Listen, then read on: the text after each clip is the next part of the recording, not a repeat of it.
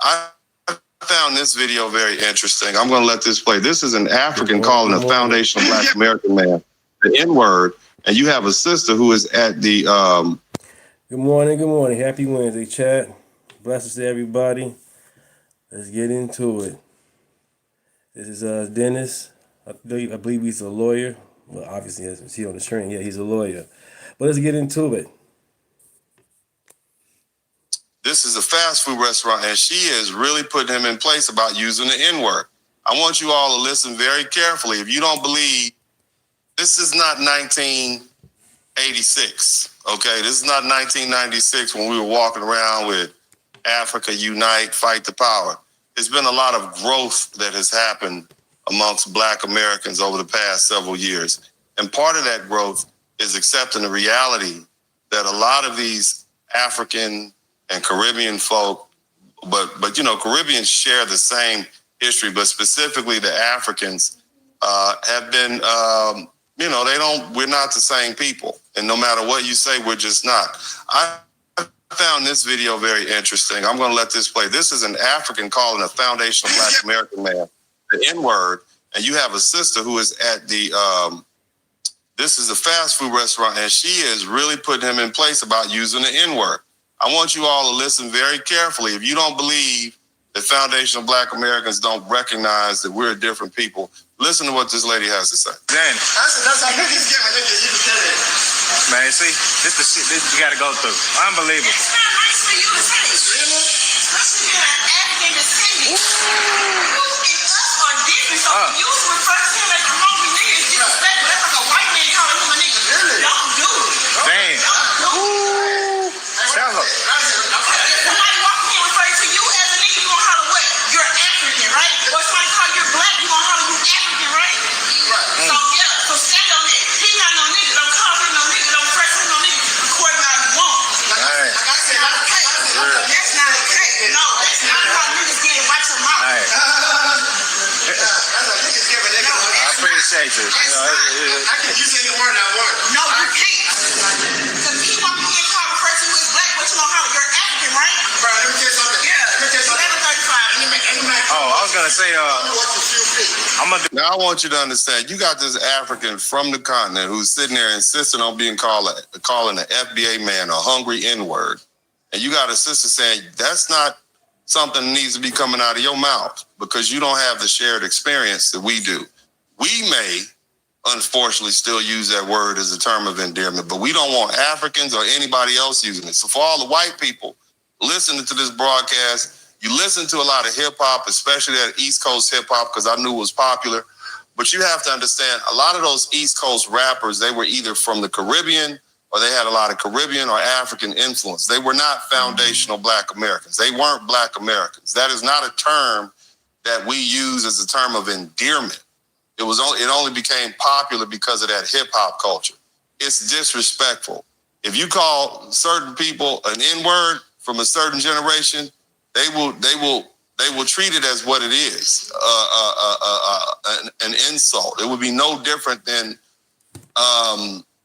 calling a Jewish person a slang name or an Irish person a slang name or a racial epithet or a Italian person a racial epithet. They do not take kindly to that. And that you guys know, you watched enough old school mafia movies to know what I'm talking about.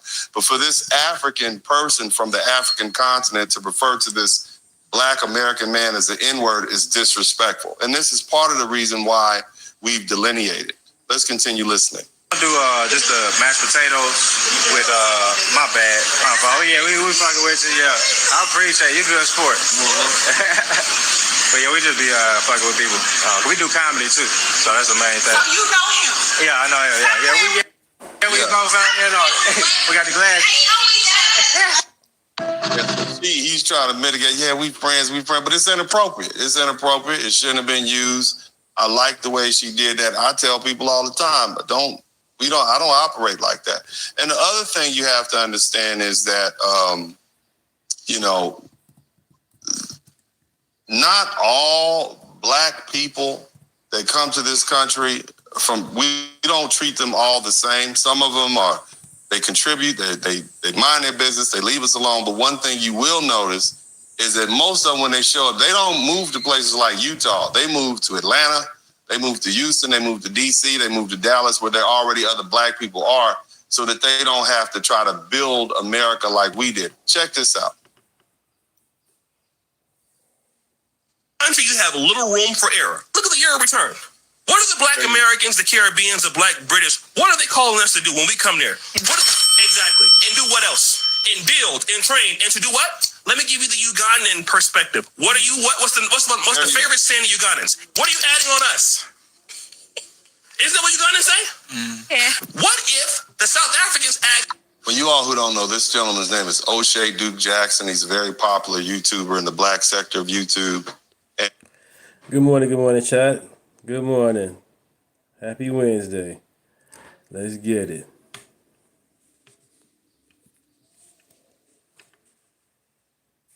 And he lives in Africa, different various countries in Africa. And he has this program called the Kinganda channel. It's very informative. I actually saw this clip.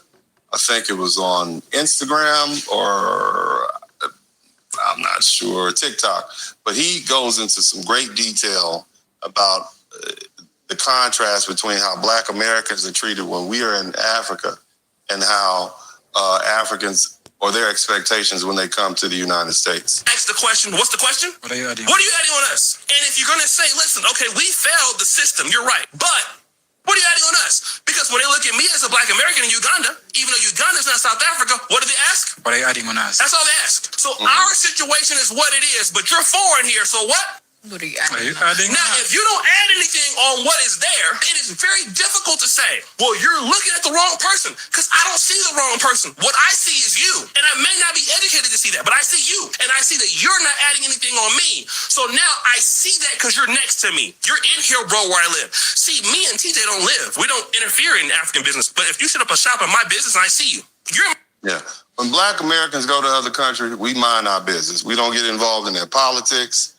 We don't get involved in whatever they have going on. We keep our head down, mind our business. We're there for the food and the sand and the beach and the chill environment. We're not there to change things. When Africans come to this country, and Caribbeans also, they want to get all involved in our politics and run for office, et cetera, just really get off into our business, and they don't really understand the culture of the country or how things.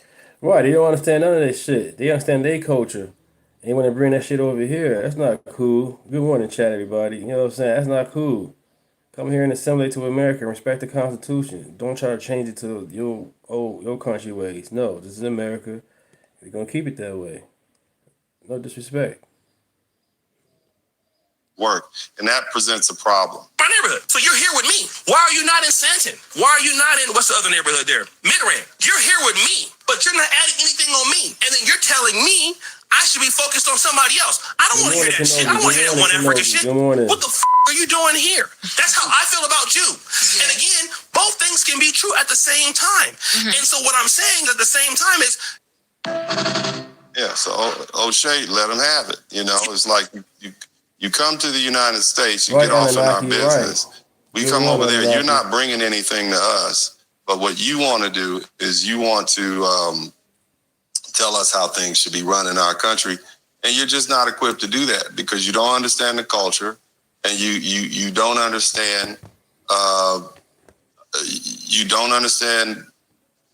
what the forces are the political forces you're dealing with.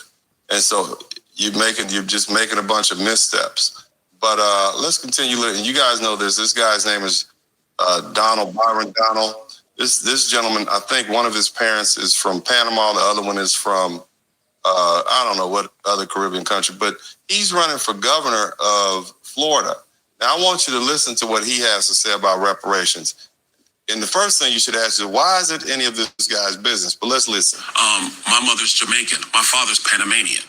You have a lot of black people in this country who are not descendants of the American slave trade. So I already know off top, there's a lot of black people in America who aren't going to be able to get that kind of benefit. Support reparations for what Lenard just deemed as, quote, Very use. foundational black Americans? No, I don't. No. But I want to explain Okay. that.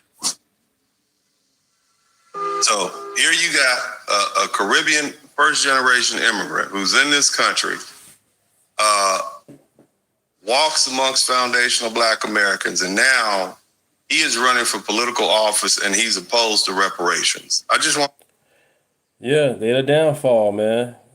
They're not coming here to assimilate. They come here on bullshit. They come here and get some money. The ones that doing the work, get the money and send it back overseas. You help your family out, but they own some other stuff with that. I want you to think about that. And this is why a lot of Black Americans have a problem with immigrants. This is why we're delineating. And we're getting to the point now, it's not just about whether you're Black or not. We want to know, what is your lineage? In other words, do you have any skin in the game? Okay? Who are you and where you came from?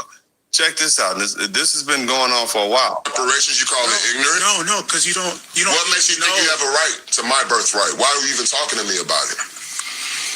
So why do you feel like I can't talk to you about it? Because you really have no claim to it. So if you're not contributing to the conversation and you're not helping and you're down on me, you should really shut up. Because I'm African, I don't have a claim to it. What you mean you don't? It's called American Descendants of Slaves, my G. I was born in Texas. My G, it's called American Descendants of Slaves. Your parents are not American descendants of slaves. Hello? Your parents are from Africa, correct? Yes. That means you have they didn't pick no cotton here. They wasn't brought over here in fucking slavery. They just got over here in fucking last generation. What the fuck are you talking about? You just gonna turn this into whatever the fuck you want to? Why are you trying to disrespect my birthright? So allow me to respond. That the people you're talking about, a large part of them were African. Okay. And they had children who are descendants of those Africans. American. So that guy's, the Nigerian's argument is that, well, their children were kidnapped. And so because of that, the parents who lost the children or their children were captured and sold, they should be compensated for losing their ancestors or their descendants who ended up over here. Okay, so right, break it down. You're telling me that the people who descended from the people who were actually sold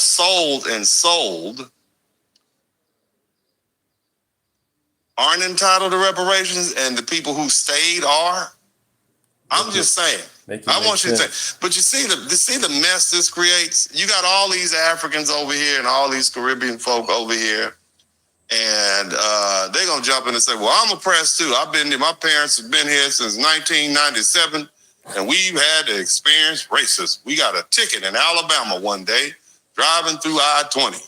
Crazy, and so we should be able to read, and the cop was racist to us. He called us darkies, right? That's not the historical oppression that Black Americans have had to deal with. That's not redlining. That's not Jim Crow. On top of that, they didn't fight in any wars. They didn't go through World War II, World War I. They didn't fight in the War of 1812. They didn't fight in the Civil War. They didn't have to deal with Jim Crow. They didn't have the GI Bill, not distributed, none of that. So it's different. It's different lineage, different people. But that's their rationale, okay? And it's offensive to foundational Black Americans to have to entertain these descendants of slaves. What are you dumb? Do you understand the word American slavery here? Absolutely. Are you stupid now? Have you lost a fucking noggin? Oh, I'm sorry about that profanity. My God, they got aggressive. Yeah, but it's offensive. And, and Black Americans recognize it as nothing more than what it is. It's just a straight up scam. You see what I mean? And we don't like that. It's a scam. Can we all just admit that it's a scam? They feel like Black America, they want everything. Somebody type destiny swap. It's like they want a destiny swap. And look, I know you got I know. So a Haitian man said he'll vote for Donald Trump even after his TPS protection was terminated. That decision is the real story here. The clips you're about to see, other than that, are just different versions of the same thing. People choosing what they actually believe over what's convenient or expected. Some of it's happening at the state level. Some of it's happening in conversations. One of them is happening from a man who has something real to lose. I think, but we'll take care of the birthright citizenship because that was not meant for rich people from other countries. That was meant for, actually, it was meant for the babies of slaves. If you look at it, it was a month after the Civil War ended that it went through, that's because it was meant for the babies of slaves. It wasn't meant for rich people from China. It was that came over in Gulf Streams. It was meant for the babies of slaves. So I believe, no, I know they got it wrong, but that's okay. Good morning, because they gave us everybody. something Good morning. that nobody thought. But they also gave us something in one of the sessions a year ago was called merit. Our country now is based again on merit. Amen. Now, I want to get this caption up for y'all that my guy Eric Daltrey added to this. I'll sum it up for y'all. Texas State Rep Brian Harrison telling the state to immediately stop issuing birth certificates to children and non-citizens. He says Texas already has the authority and doesn't need to wait on federal government. He's also calling for a special session to make birth tourism a crime. So this is the state deciding it's not going to keep pretending the old system still works. They're protecting what citizenship actually means on paper, even if it creates friction. That's the same instinct we're going to see play out in different ways throughout this entire video. You know, the instinct shows up when people start protecting what their own identity actually means instead of letting it get stretched to fit everybody. The richest country in the world could not send the so-called Africans back to Africa. So you telling me that the richest country in the world could not afford, after all of that free labor in those concentration camps, could not afford to send the so-called Africans back to Africa? Yes, my people, America could afford to send the so-called Africans back to Africa, but we're not African. You better believe, as much as they act like they don't like that we're here, that if we were from another country, they would have sent us there long ago. My people, if black people in America were from Africa, they would have created ICE 200 years ago and would have successively deported each and every last one of us. But they can't, because we're not from Africa. If black people in America were from any other country in the world, they would have deported us long ago. My people, we are from right here in America. So, the richest country in the world. Two men rejecting the idea that black Americans are African. Ooh, come on. Like my burps don't want to burp.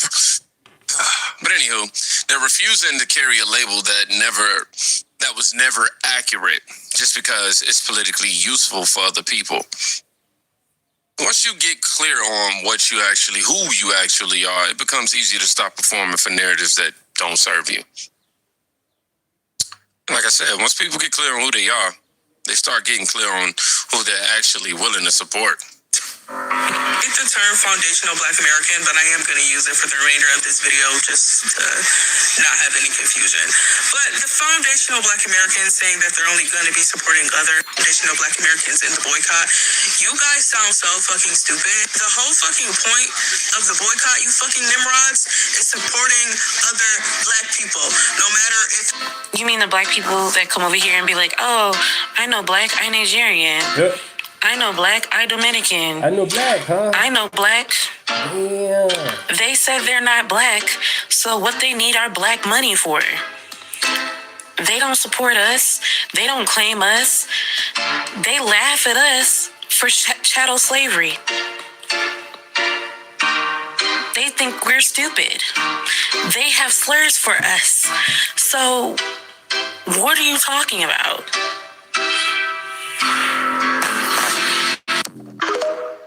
What? She deleted the original, but not before sis set her straight. We are supporting Black American only. Why? Because you know Black, you Dominican. Because we are... This is what... Okay, so let me just get some context. So a woman is responding to a video they call Black Americans dirty and they're our food, slave food, basically. She's not asking for inclusion. She's saying if you only claim Black when it benefits you, then Black support should only go to people who are actually Black American. This is what it looks like when a group stops being the default resource for everybody else's identity. She's drawing a line, the line that creates discomfort, but the discomfort is the point. You can't protect something if you refuse to define it. Right. Now, That same refusal to let people write reality shows up when somebody tries to change the specific person's actual background. A prime example of that Black American versus Haitian shit only exists online.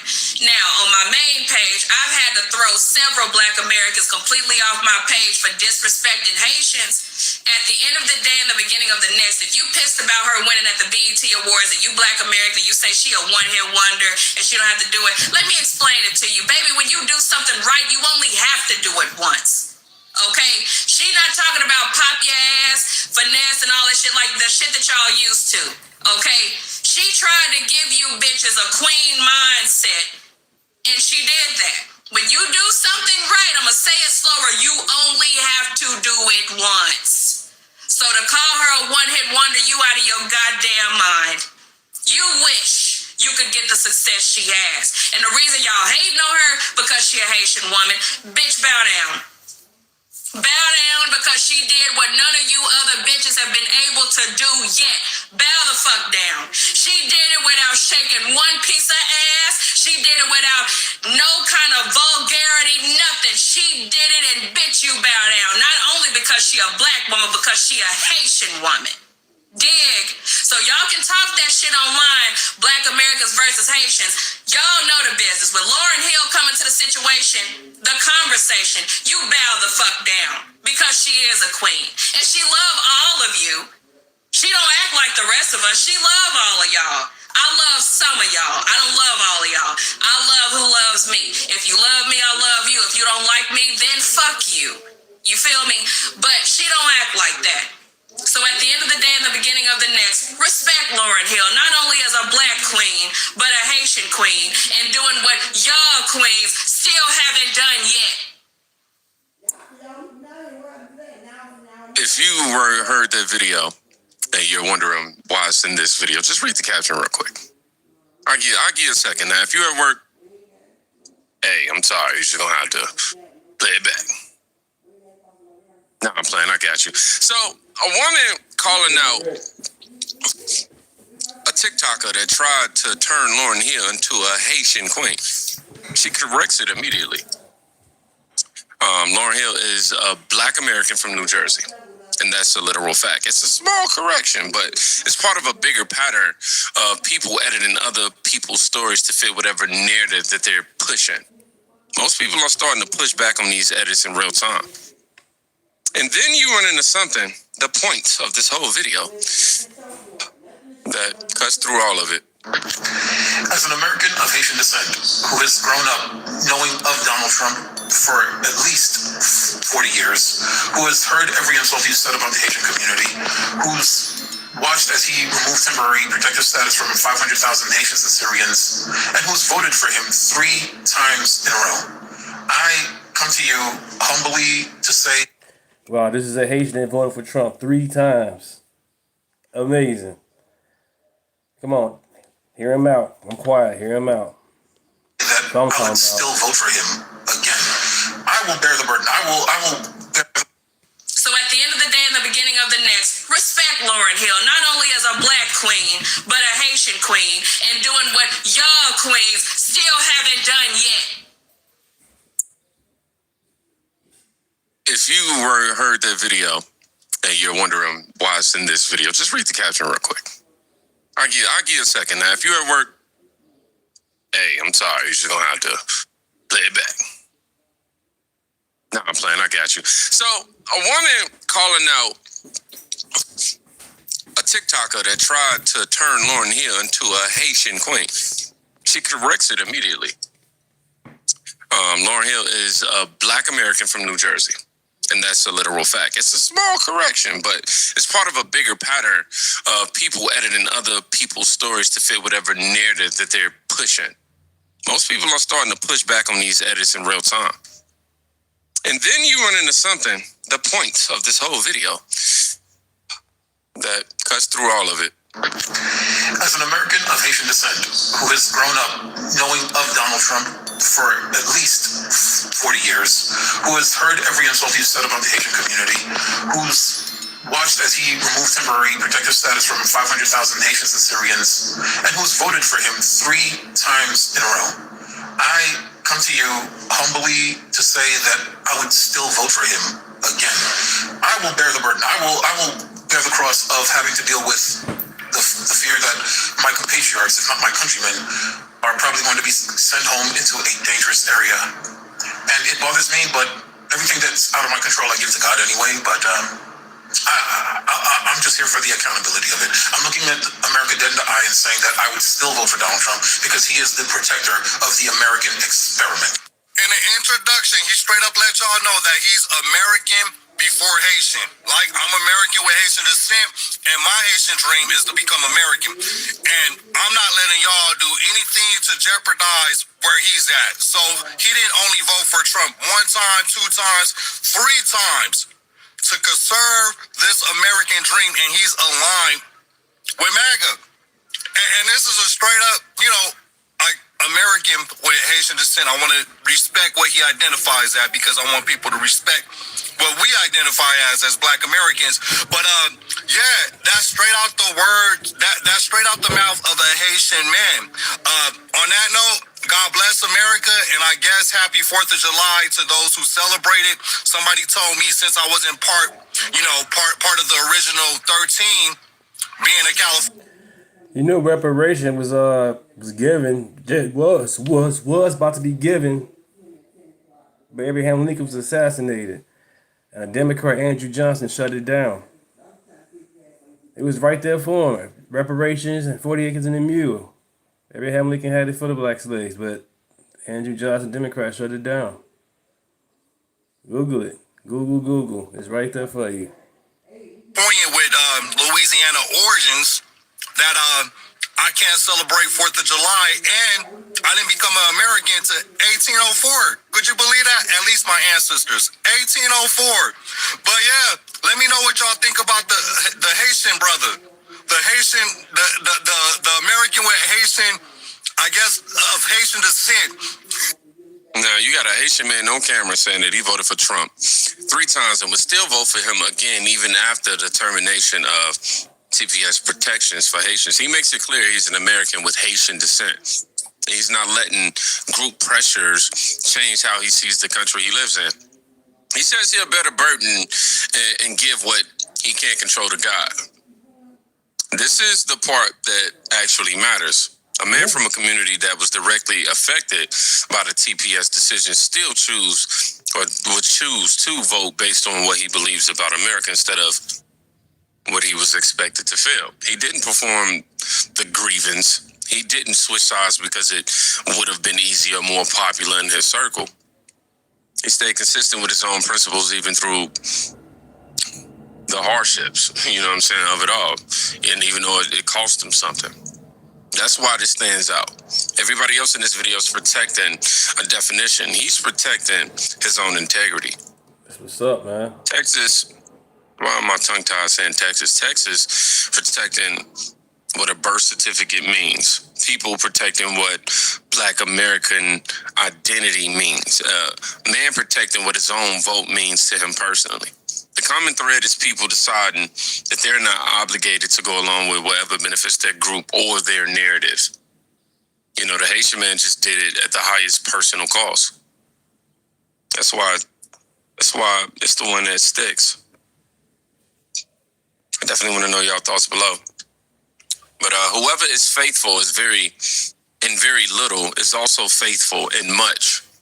And whoever is unrighteous in very little is also unrighteous in much. Luke 16:10. You made it to the end of this video. I want you to write integrity. Y'all be safe. Please go check on somebody today. You can quite literally be saving their life. Peace.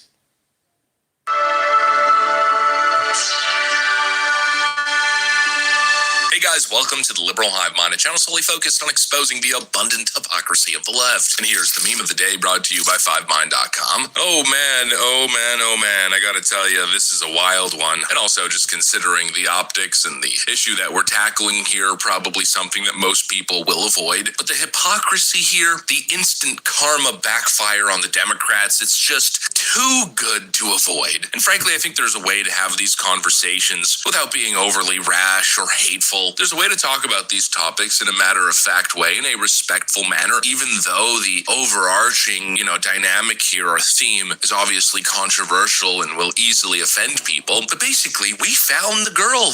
Democrat hacks in the media thought they had their perfect little outrage story. Rosa Parks version 2.0. They got their hands on a picture of a black woman on the DC Metro, surrounded by those Patriot Front guys. And again, with these Patriot Front characters, it's hard to say if they're feds or if they're SPLC funded or what the hell's going on there. But one thing's for sure, the media loves using these guys for their optics photo plays, and this is probably the peak scenario. The leftist media got the perfect photo of, again, a black woman on the DC Metro surrounded by these Patriot Front guys, and they immediately jumped in with the whole America is deeply racist and dangerous for minorities narrative, running with the usual script. Look at the state of the country in Trump's America. Look at DC during Trump's July 4th 250 celebrations. The angle here clearly to paint her as some sort of an innocent victim, to turn this into yet again another example of white supremacy on the rise. But as usual, once again, the framing, the attempted manipulation of this photo has totally and utterly backfired. The narrative has collapsed, as it turns out that the woman pictured in this photo isn't just some random innocent commuter being harassed by these evil white dudes. And no, she's a known homeless vagrant with a long history of causing problems in the metro, including quite the viral case of indecent Once again, a criminal get glorified. The Democrat Party, the leftists, Karens, these Kevins, y'all insane. Y'all post her up there like she's Rosa Parks, and she's a criminal. Y'all seen the video? She on the bus twerking. Decent exposure. No research. See the clip, see the picture, and react. Gotta do better. exposure and general disorder. Oh my lord, instant backfire, optics collapse, total 180, the Democrat media playing themselves once again. Let me show you guys what's going on. Let's try to look behind the headline as we usually do. We got some stuff to get into, so let's roll the tape. All right, folks, so here's, of course, the photo in question. And, of course, you could imagine how the mainstream media is portraying this. Rosa Parks on the Metro. That's the narrative, but once again, it's utterly dishonest and a desperate piece of propaganda. This continued attempt to paint this backwards narrative. Then the unfortunate reality comes out. It all started off with a viral video, one keen, probably DC native, recognizing the individual in the photo, and going back in the archives and finding this video here. I'm going to have to show it highly censored. Yeah, this is the same person.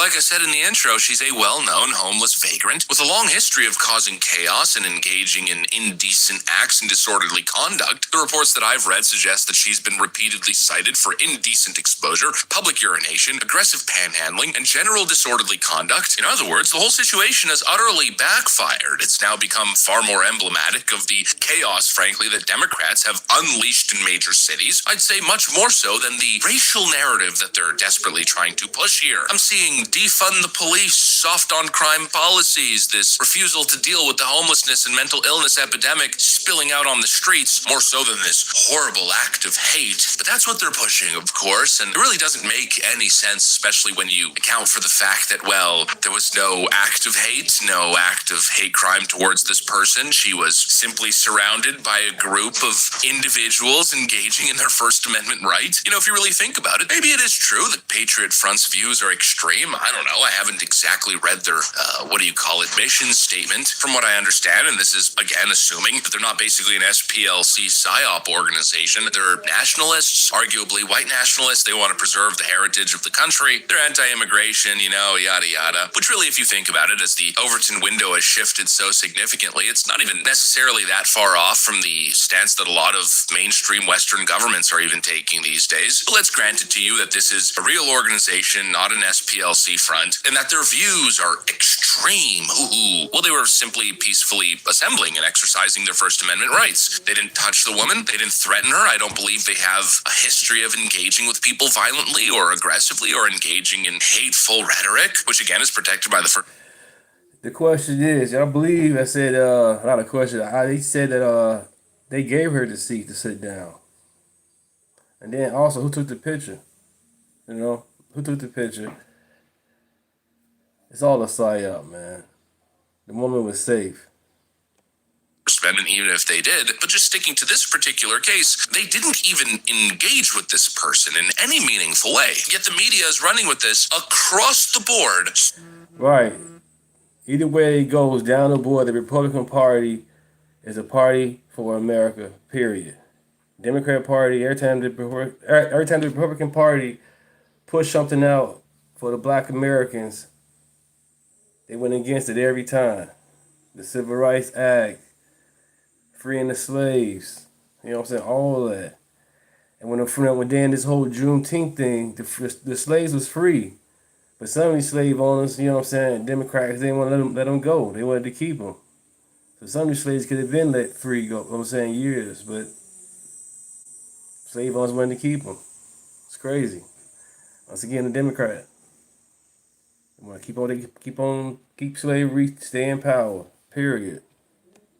So many different outlets as if this was some sort of a horrible act of violent hate and a confrontation. It is literally not that. And that's kind of the irony that's now being pointed out. The supposed enemy from within, these guys, the Patriot Front people, apparently pose a massive threat. But if you think about it, in that particular shot, the metro appears more peaceful than normal. They're supposedly spawns of chaos, but things appear rather orderly. I mean, clearly there's something to be said there, right? And then comes another point of heightened hypocrisy. The fact that the media was so quick to jump on this optics display, this case on public transportation. White nationalist group Patriot Front marching through the streets of D.C. on the 4th of July.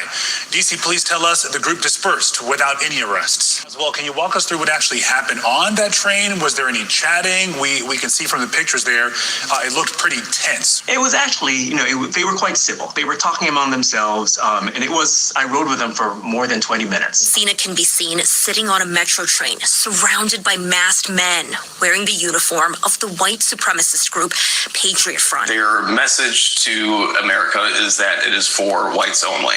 That's their main goal, is publicity, and that's what a lot of extremist groups go for. And this, of course, being the same media that went completely silent after Irina Zarutska was murdered, a young white woman who was brutally attacked.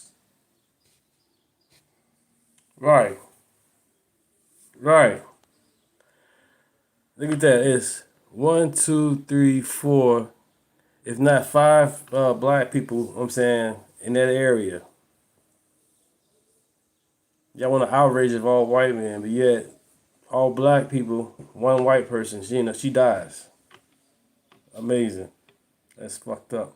Stabbed in the neck by a black man with a long criminal history who, after stabbing her, said, quote, "I got the white girl," an act of clear racial violence towards a white person, resulting in a homicide, mind you, and also highlighting the Democrat failures on public safety and basic societal order. The fact that a very clearly mentally ill, deranged career criminal had been released 14 to 15, 16, 17 times, I forget the exact number, back onto the streets to reoffend, and that resulted in an innocent girl essentially getting hate crime to death. Well, that photo that you see everybody post of Irina Zarutska sitting there, and of course the reaction from the individuals on the bus after she was brutally stabbed, that certainly portrayed a certain optics story, an optics message, and I'd argue one that is a whole lot more concerning and actually grounded in reality and facts, the current environment of Democrat cities and racial division in the country.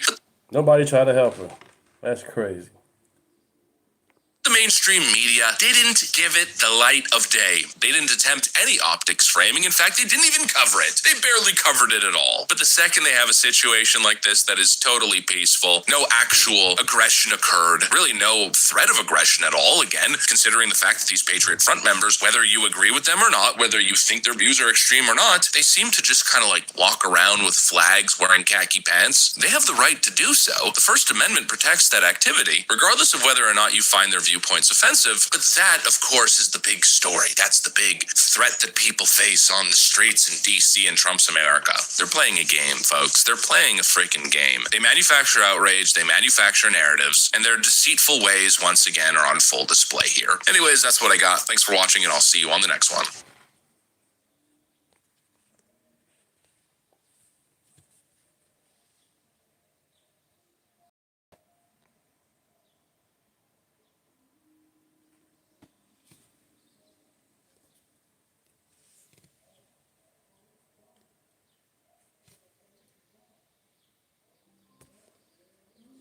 What's different here compared to back home?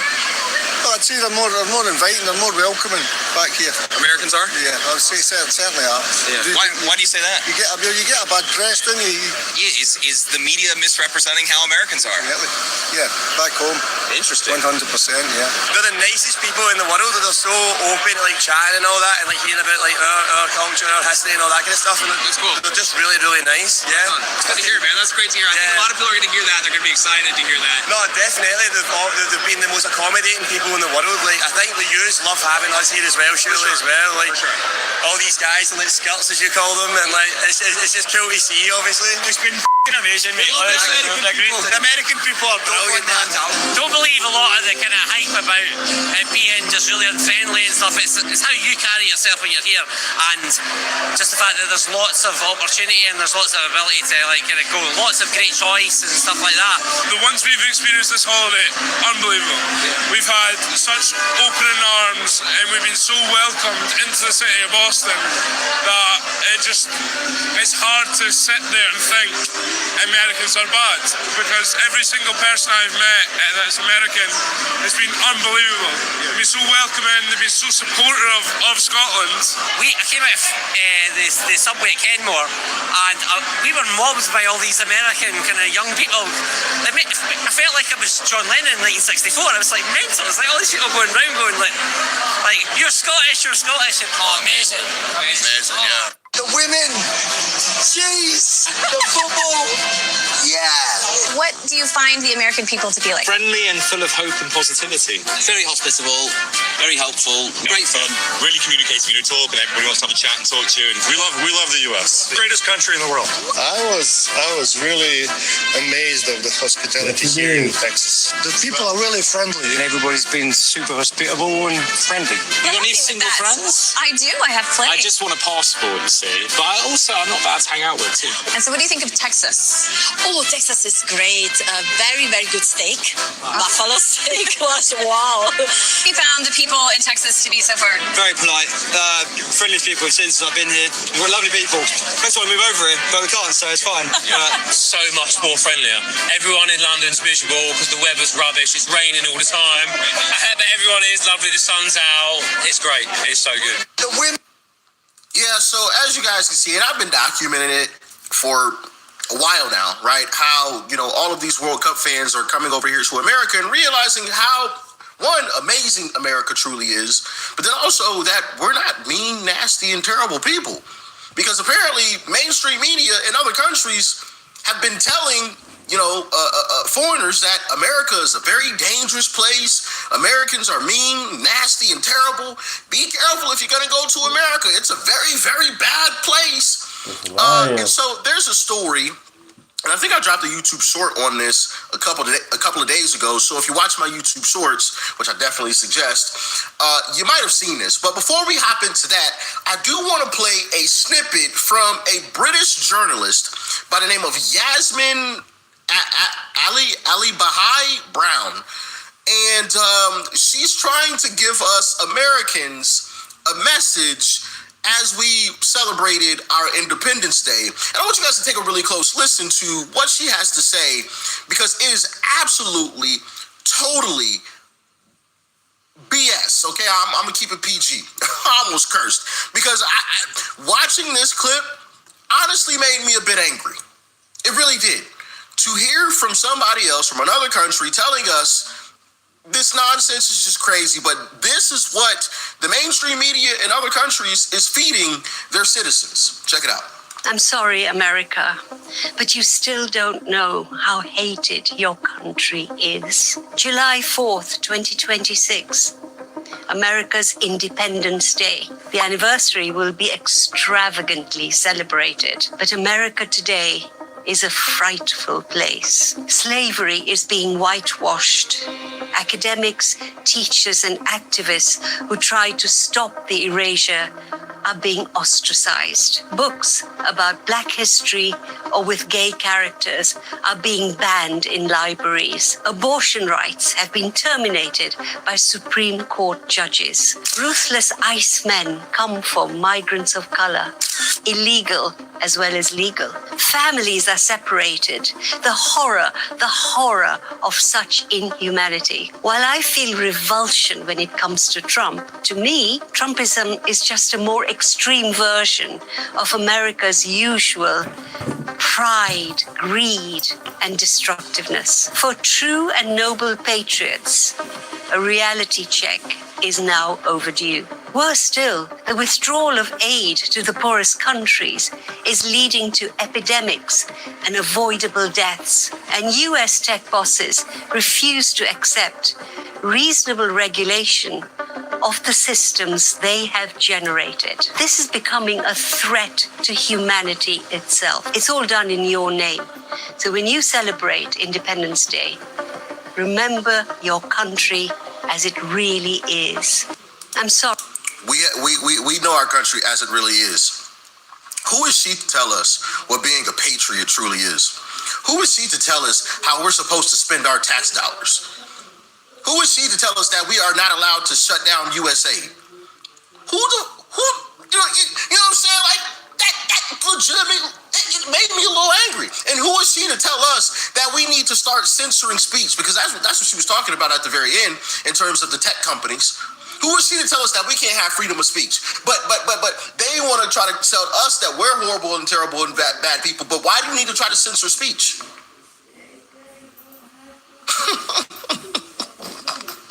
Man, did y'all get that same feeling too? Like, who the f are you? You know, man. Anyway, let's hop into a happier story of a German gentleman who decided to extend his stay because of how good of a time he had in America. And I think that is absolutely beautiful, especially when you consider what I just showed you guys and what is being played for people in other countries. Check this out. Well, it is a long-held stereotype that us New Englanders may come across to other cities as cold, maybe even rude to some people. But for many World Cup fans, visiting our area, that couldn't be further from the truth. Yes, our NBC10's Oscar Margain spoke with a German soccer fan who was initially, he was kind of hesitant about coming here to America, but after what he's experienced here, he no longer wants to leave. Notice what she said. He was a little hesitant. Now, why is that? Because of the mainstream media in other countries, like what you just heard from that British journalist talking about how terrible and horrible America is, and we're the threat. Okay, all right. Since we're the threat, how about you protect yourselves? See, that's another thing. That's why I can't be president, bro. If I hear mainstream media in other countries talking about how terrible we are, I'll be like, okay, we're going to see. We ain't helping y'all. If one of our adversaries decides to come pummel you in your country, we're just going to sit back and watch. Have fun. Since we're so terrible, we'll see. We'll see. We'll watch you come back crawling, begging for our help. Okay? You're not about to talk bad about us and then expect us to have your back. It's just crazy. But that's what they do. That's what they do. They'll say all of this horrible and terrible and no good, very bad stuff about us. But then as soon as Russia threats makes any type of threat, hey, please, USA, please have our backs. We got to stop this. Oh, I thought y'all was just talking that yip yap and jaw jack 2 seconds ago. It's crazy. It's crazy. And I would not be having it. I would not be having it whatsoever. Sorry. It makes you teary. Why? Help us understand. Why is it so impactful to you? Sebastian Krause never imagined his trip to America would be so emotional. Yeah. No, you're human. Happy tears. Yeah. In just a few weeks being here, I fall in love with this country, and this was so emotional. I even cried in the stadium. It's a huge departure from what he was expecting before traveling to follow the German soccer team in its World Cup run. To be honest, I was a bit scared or had the fear to travel to the United States. News about shootings and criminals and that the country is not safe. Bob takes us home. It's great. America is great. Sebastian. You heard it. Criminals and shootings and how bad America is. That's what they've been feeding their citizens. So this World Cup, it honestly, truly amazing, because now it's opened the world's eyes to how they've been lied to by the people on their television screens. Now they realize the same thing that we have learned for quite some time now, right? Mainstream media is nothing but a bunch of liars. Liars. That's all they are. Met a group of strangers who offered him a ride to his hotel. What is the best city? Boston. That's Bob Series and his family, New Englanders who showed a group of Germans that Boston is warmer than some might believe. Enjoy your time in the U.S. To me, I watched the video by myself maybe 40 times. I had tears in my eyes. Sebastian was more upset about the prospect of leaving America than Germany being eliminated from the tournament. That kindness he experienced is also what many locals and transplants have lived as well. I loved living here. I thought the people were always so kind. People here are very polite. The World Cup just made it easier for folks to see. I certainly talk to a lot more strangers than I normally do. And you think it's because of the World Cup? I do. Americans are not rude, Germans are not rude. If we are together, we can achieve great things. Sebastian's going to be sticking around for a little. Because we are one human race. We just one human race. That's not a problem. That's why we can get along. It's not that hard. I think these lefties and some of these Democrats haven't traveled outside the states to see how other countries are. They defend other countries and nations, but I don't think they've ever been over there. I think they're seeing TikToks and I guess YouTube videos, and I guess they feel connected with that, but that's not an experience. I've been overseas. I have a passport. And to be overseas, man, I definitely in love and respect America, period. I've been in Jamaica, Mexico, Haiti. Oh, man. America is great. No longer. He's going to spend the 4th of July in Washington, D.C. Then he goes back home to Germany to his family and friends. He's going to be telling them all about our country. And as for our good Samaritan Bob, I spoke with him over the phone. He says that he's just trying to pay back all the kindness that he received when he traveled the world. And he agrees New England and Boston are actually a friendly place. Shout out to Sebastian, man. We'll leave the porch light on for you, brother. So yeah, extended the stay. Which, good choice, Sebastian. You got to see one amazing show because he went to D.C., of all places, for Independence Day, 250th. So I don't know if you guys have seen some of the clips, but yeah, that was a wild show. So he definitely got his money's worth. That is for darn sure. But yeah, it goes to show, man, mainstream media across the board is absolutely garbage. It's nothing but a bunch of propaganda trying to get us to hate one another, to separate us from one another, while disguising it with they want to help, right? Or they're they have our best interest, and it's not the truth. It's not the truth. You heard that clip that I played you earlier. That's not America. It's not America. America isn't this horrible, terrible, no good, very bad place. We aren't mean, nasty, and terrible people. The people in other countries don't hate us. The mainstream media in other countries hate us. But as you guys have seen throughout, the past 3 weeks or however long it's been, I've uploaded video clip after video clip after video clip after video clip of people from other countries, foreigners coming here and absolutely loving America. So if people in foreign countries do hate America, it's because of what they've been told on mainstream media. They've been told to hate America because we're horrible, terrible, bad people. As you heard there, Sebastian even admitted, I thought America was this mean and nasty place. In reality, it's not. The man was brought in. He was literally brought to tears. Y'all watched it.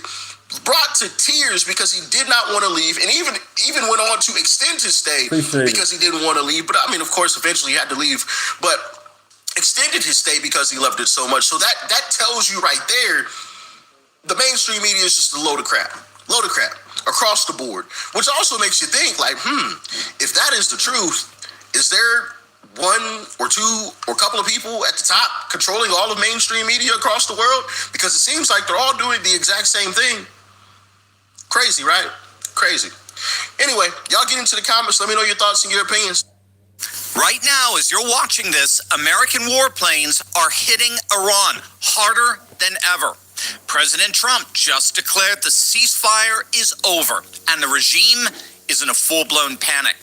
What happened in the last 24 hours is one of the most strategically significant moments of this entire conflict. What Trump just did isn't just a military strike. It's the execution of a strategy that was hidden inside the peace deal the whole time. As it turns out, the peace deal was a trap, and Iran just walked right into it. Hey gang, it's me, Dr. Steve, your Patriot Professor, here to help you make sense of the madness with breaking news and analysis you're not going to get anywhere else. So make sure to smack that bell and subscribe button. Also, if you care about what your kids are walking into tomorrow, you've got to get my Patriot Alerts now. The people. Thank you, guys. Thank you. Like, share, and subscribe. Thank you. Name is Deunta. Appreciate you guys. Common Sense Channel here. Facts over feelings. Let's get it. People running this system aren't thinking about your children. I am. Patriot Alerts show you every threat to faith, family, and freedom before it hits your home. Click the link. Vessels in the Strait of Hormuz. Not just one ship, multiple ships. A Qatari LNG tanker named Al Rakayat caught fire after being struck by Iranian missiles off the coast of Oman. Then a Saudi-owned tanker, then a UAE-flagged vessel. Qatar, Saudi Arabia, UAE, all hit. Now, the reason the Iranian regime is giving for these attacks is that they're claiming that all ships must use a particular route through the Strait of Hormuz, and they can only use that route if they first get Iran's permission to do so. Now, the Americans said, of course, that's nonsense. The strait is completely open. Use whatever route you want. And so, when a Qatari tanker used the U.S.-approved Oman corridor instead of Iran's designated route, the IRGC opened fire. Now, if the IRGC thought that the ceasefire gave them leverage, if they thought that hitting a few ships was business as usual, a little intimidation, a little saber rattling, just to pretend they still have the ability to project power in the region, and that negotiations would continue unscathed, if that's what they thought, they found themselves in for a very rude awakening. Their miscalculation just backfired big time. The American response was not proportionate. It was absolute punishment.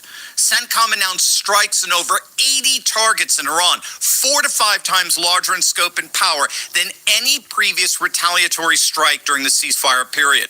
U.S. forces hit Iranian air defense systems, command and control networks, coastal radar sites, anti-ship missile capabilities, and more than 60 IRGC small boats in and near the Strait of Hormuz. Those are the fast boats, the swarm fleet, the ones that were already degraded back in March. Trump just finished the job. It was an absolutely massive attack. Qasem Island, Bandar Abbas, Sirik, all hit, all struck, all incapacitated. And then Trump did something the media is almost completely ignoring. He revoked the oil sanctions waiver. The temporary license that allowed Iran to sell oil on the global market, granted as part of the MOU, was canceled. The economic lifeline Iran thought it had won in the peace deal literally disappeared in a single afternoon. And then President Trump at the NATO summit in Ankara said the words the regime feared the most. Is the ceasefire over? Is the ceasefire done? Is the MOU dead? It's a very interesting question. To me, I think it's over. I don't want to deal with them anymore. They're scum. You know what scum is? They're scum. They're sick people. They're led by sick people. And they're vicious, violent people. And if they had a nuclear weapon, they'd use it. As far as I'm concerned, it's over. I'll speak to our negotiators. They want to negotiate. They're good people. Steve Witkoff, Jared Kushner. But they have to come back to me. As far as I'm concerned, it's just a waste of time dealing with them. They're liars. We make a deal. And if I make a deal with him, we have a deal. And he goes out, he talks. We make a deal. Everyone's agreed. No nuclear weapon. We make a deal. They go outside, talk to the press. They say, we never even talked about it. There's something wrong with them. They're cuckoo. As far as I'm concerned, it's over. Well, the cuckoos are finding out that the combination of military and monetary might are enough to completely collapse a country. And that's exactly what's happening as we speak. What I want to show you is how analysts are beginning to finally realize, to their amazement, that this peace deal, this MOU, was always a trap. A trap not for the United States, a trap for Iran. And Iran just unwittingly walked straight into it, and what they sprung changes everything. I know you keep telling yourself at some point in the future you're going to buy and store away a few dozen gallons of water before we have drink. That link below right now. Now, I want to make sure you understand what's going on here. This has been part of our analysis from the very beginning of this ceasefire. And once again, I find the analysis of Zineb Rabua, a Middle East geostrategist at the Hudson Institute, very helpful here. Right after the MOU was signed back in June, here's what she tweeted out, quote, I'm 100% skeptical of peace deals when it comes to the IRGC and regard them more as stops along the way where the U.S. buys time either to build up its military presence or to give the energy market room to breathe. I would say both, by the way. Happened before, will happen again. Now, that's not cynicism. That's pattern recognition. And what happened this week proved Zineb Rabua was exactly right. The critical thing to understand here, the thing that separates informed analysis from the noise, is that what happened over the last 24 hours was always the plan. The ceasefire was not surrender. As much as Rachel Maddow wanted her dwindling audience to believe that, the ceasefire was not surrender. It was a reload. While Iran thought it was winning breathing room through the MOU, probably because they were listening to our legacy media, the U.S. was repositioning military assets in the Gulf. U.S. forces quietly surged a third carrier strike group into the Gulf. They deployed additional Marine expeditionary forces and began pre-positioning for the next phase. Because Washington never intended the ceasefire to be the end of the story. Meanwhile, the energy markets were given the chance to stabilize after months of Hormuz disruption and uncertainty. And that's what this all ultimately comes down to. Again, we've talked about it repeatedly now over the last several weeks. This all comes down to permanently removing the sole, single, solitary trump card that Iran has been playing for 47 years. The mere threat of closing down the Strait of Hormuz was enough to send oil prices soaring and fears of 70s-style stagflation engulfing the whole of the Western world.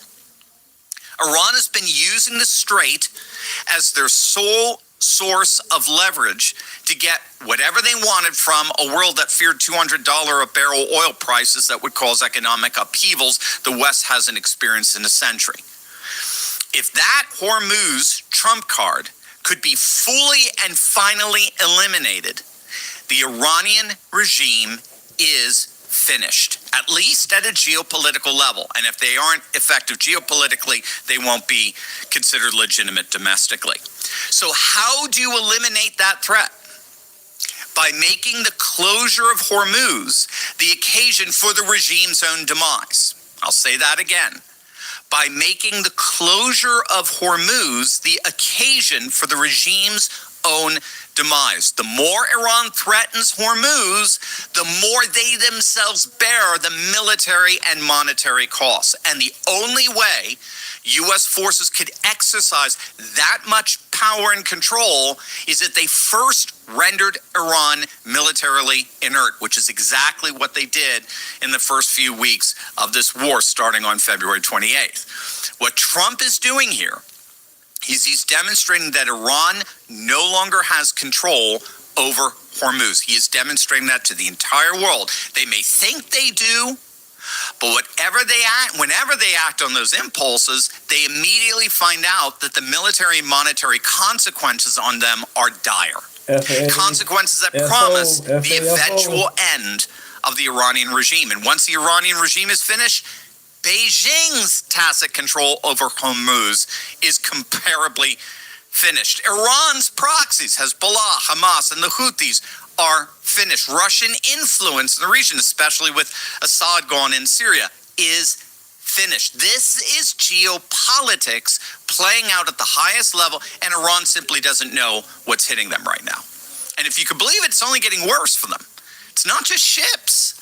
The internal fractures inside the regime are accelerating. There were reports that Iran's foreign minister, Abbas Araghchi, he was literally chased down the street by RGC hardliners this week. Men who view him and the parliamentary negotiators as traitors for pursuing talks with America. The regime is eating itself. Remember, there is not a single regime, technically speaking. There are factions.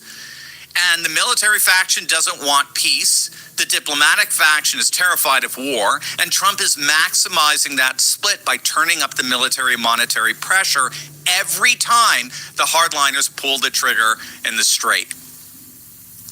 When all is said and done, the regime is weaker than it can admit. They have miscalculated at literally every front, and those miscalculations have left them reeling with no good options. And now they have lost their capacity to close the Strait of Hormuz. That capability is gone. Their fast boat swarm fleet, which was the primary delivery mechanism, is now below the minimum threshold needed to execute that doctrine. Their mine stockpile is 90% destroyed. Their drone factories are rubble. And now Trump just sank 60 more of their boats in a single night. They're not fighting from strength. They're fighting from desperation. So here's the bottom line. What you're watching is not a chaotic, reactive president stumbling through a Middle East crisis. What you're watching is a deliberate strategy. Degrade, pause, let them breathe, watch what they do with the breathing room while we restock. And then when they show you who they are, as the IRGC always shows us, remove another layer of capability. Rinse and repeat. Until the regime is finally done. That's the strategy. As it turns out, the peace deal was indeed a trap. Not for America, for Iran. The trap was just sprung. And for the regime, there is no way out. Before you go, don't let the mainstream control your weekend mood. Every Friday, I put together a weekly wrap-up with real wins, real momentum, and proof that Patriots are actually winning in 2026. No spin, no doom script, just the truth about what God's doing through faith, family, and freedom. Click the link below to get this week's wrap-up free and start your weekend encouraged, not demoralized.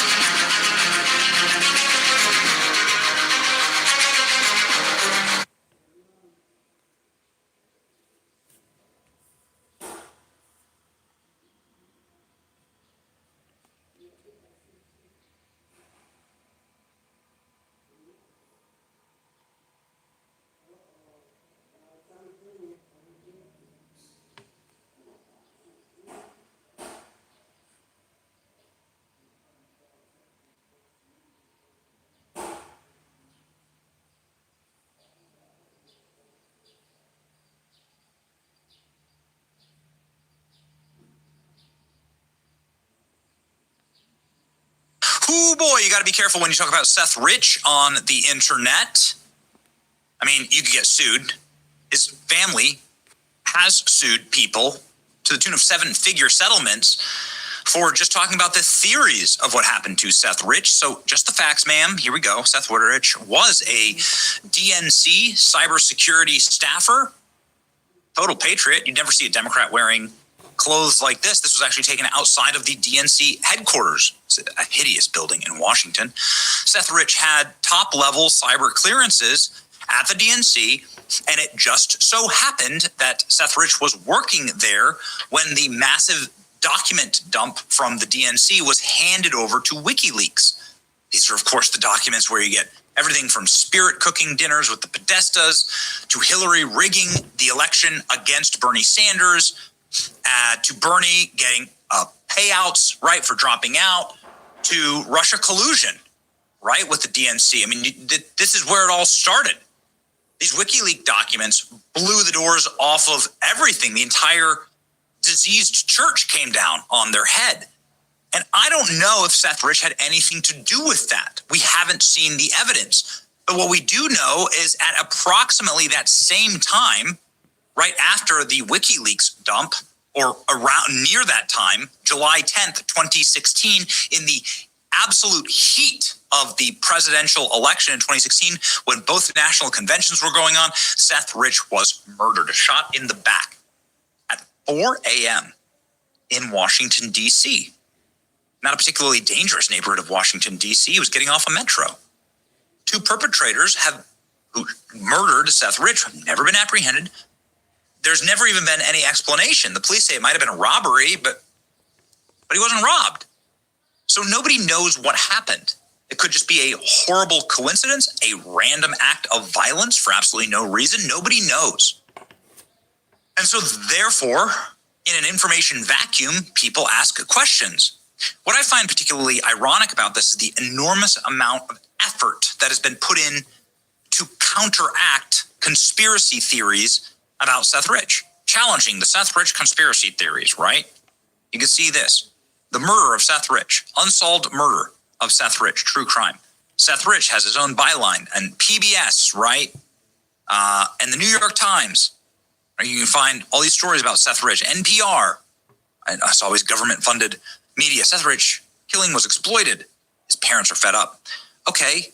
I'd be fed up if my son was killed as well. I mean, that would be just the most horrible thing ever. But the people that I think in good faith want an explanation here, I don't think there's any malevolence in that. You should want there to be an explanation for Donald Trump getting shot in the head in Butler. Like, what the hell was going on there? What's going on with these people? You know, you need to find some type of motive, to understand what happened, and we've been provided nothing here. So that's all. Just a good faith. Seth Rich seemed like a good person. There was a lot going on at that time, and everybody is wondering why. Why did this happen? It doesn't make any sense. Well, now there's been a breakthrough in the case. It's been 10 years, and the FBI has just revealed that there was a secret room with a burn bag that had Seth Rich files in it that describe the nature of the murder and the FBI's investigation into it. Hidden docs that could bust open the Seth Rich case. There aren't many political mysteries from 2016 still have the power to set the internet on fire like the unsolved murder of the DNC staffer Seth Rich. The official story is that the 27-year-old was shot near his D.C. home in a botched robbery. His family has rejected all claims that's somehow connected to WikiLeaks or murdered because he worked at the DNC. And they've asked people to not politicize their son's death. And I want to make it very clear, I'm not doing that. I'm asking a good faith question to solve a murder of what seemed to be a perfectly decent young man who was killed and nobody knows why. The questions never went away. Many details surrounding the case are sketchy and make no sense. Seth Rich was killed less than 2 weeks before the WikiLeaks began publishing thousands of internal DNC documents that rocked the 2016 election. A bitter, ugly internal battle over Hillary and Bernie. As a result, the theory emerged that the emails released didn't come from Russia, but came from somebody inside of the DNC. Seth Rich's name was tied to that theory. Many believe to this day that he's the insider who leaked. Bernie was outed by Hillary, and now there's been no public proof of that claim. Some people who knew Seth Rich claimed he wasn't some disgruntled Bernie bro. Okay, but then Julian Assange entered the chat, and things got a lot more curious. Assange did something he never does. He spoke out about a source. He publicly denied that the Russian government was, or a state actor was, the source. Then, during a 2016 interview about some dangers he faced by WikiLeaks sources, Assange unexpectedly brought up Seth's murder. When the interviewer asked whether Rich had been the source, Assange fell back on WikiLeaks' policy of refusing to identify sources. WikiLeaks later offered a $20,000 reward for information. Here it is right here. WikiLeaks offered $20,000 reward regarding information on Seth Rich. Now, a decade later, a new claim has surfaced. If it is confirmed, the FBI will have some very serious explaining to do. Attorney and former journalist Ty Clevenger has spent much of the past decade fighting federal government for records related to Seth Rich.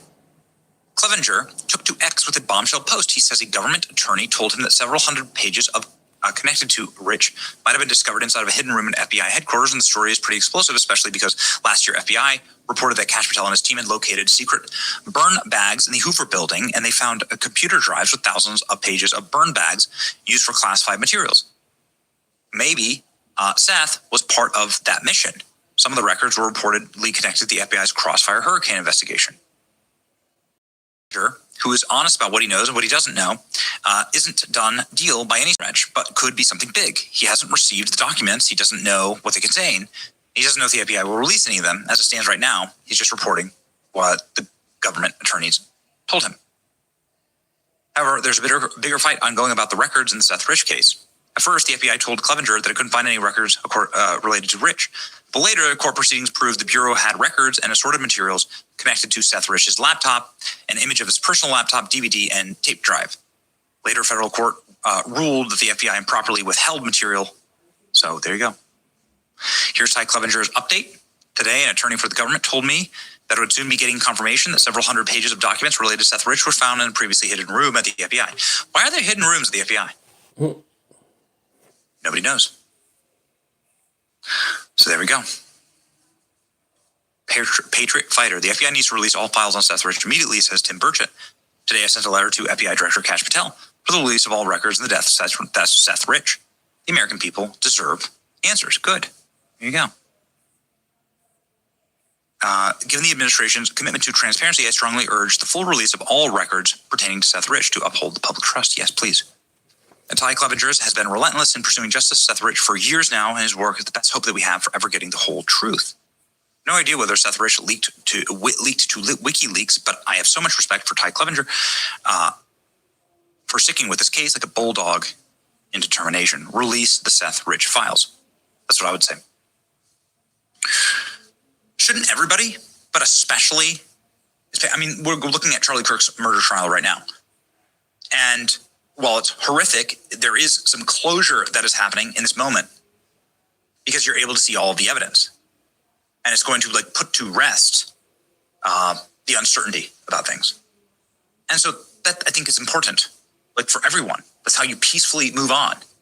And that's all we would be asking for with Seth Rich. I have no idea what happened. But isn't it critically important to just see everything? It's the same thing with Butler, right? Coming back to that. Release all the files. Let the American public make a ruling on this. The American public are good, moral, honest, and smart and intelligent people. And I trust them. Release all the files. Support by share and subscribe. What do you think happened with Seth Rich? Let me know in the comment section.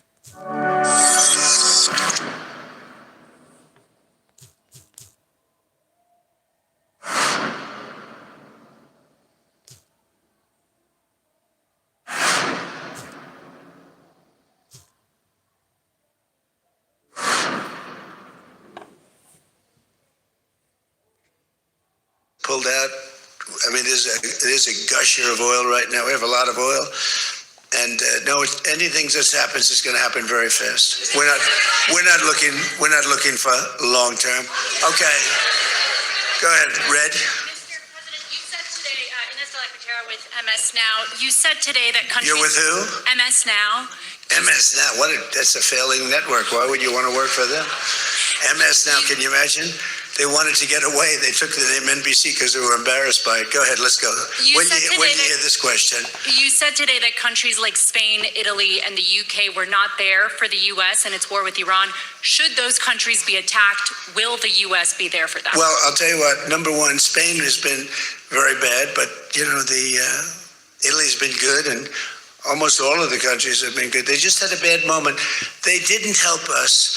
We didn't need the help, but if we would have wanted the help, I said, by the way, if I want help, sir would rather remain on the sidelines, and I didn't like that answer. UK gave an answer that was sort of weirder than that. They went out.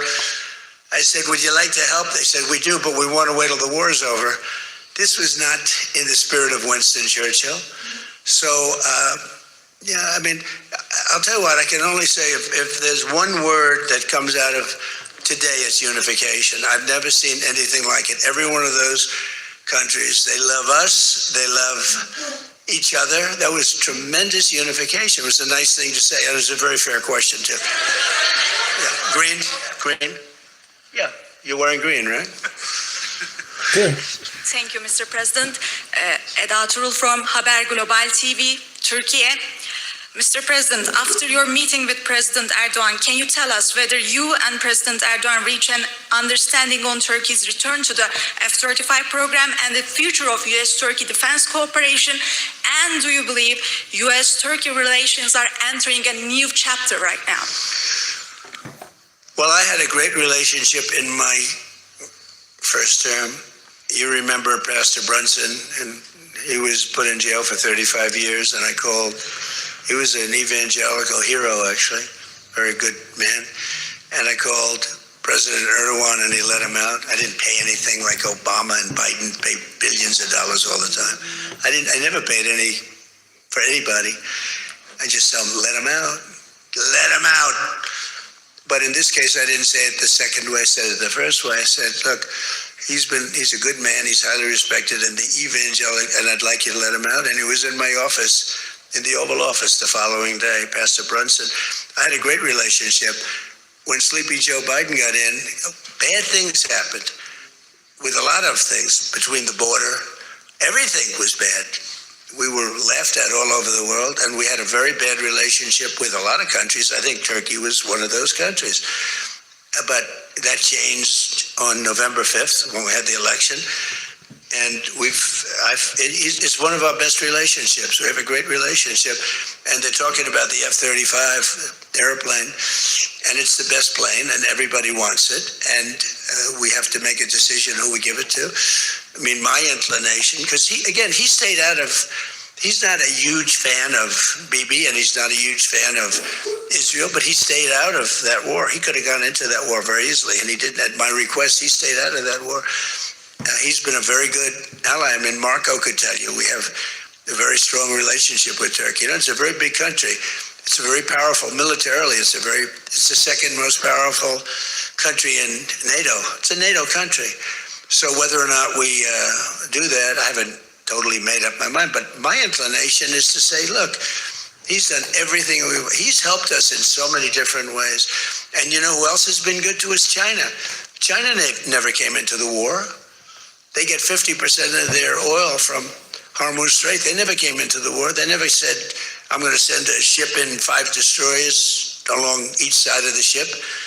They never did. No, President Xi's been great. Everyone's been sort of great, to be honest. You know why? Because they respect our country again. They laughed at our country. They thought we were a bunch of fools. They saw a president that couldn't talk, he couldn't walk. It was a disaster. They lost respect for our country, but now they have more respect for our country than they've ever had before.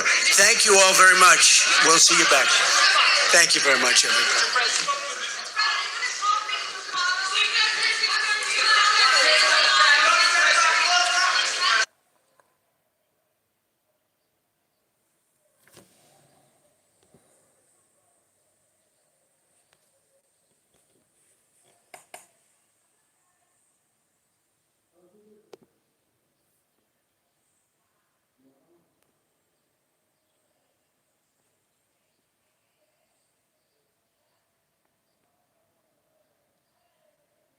Going on with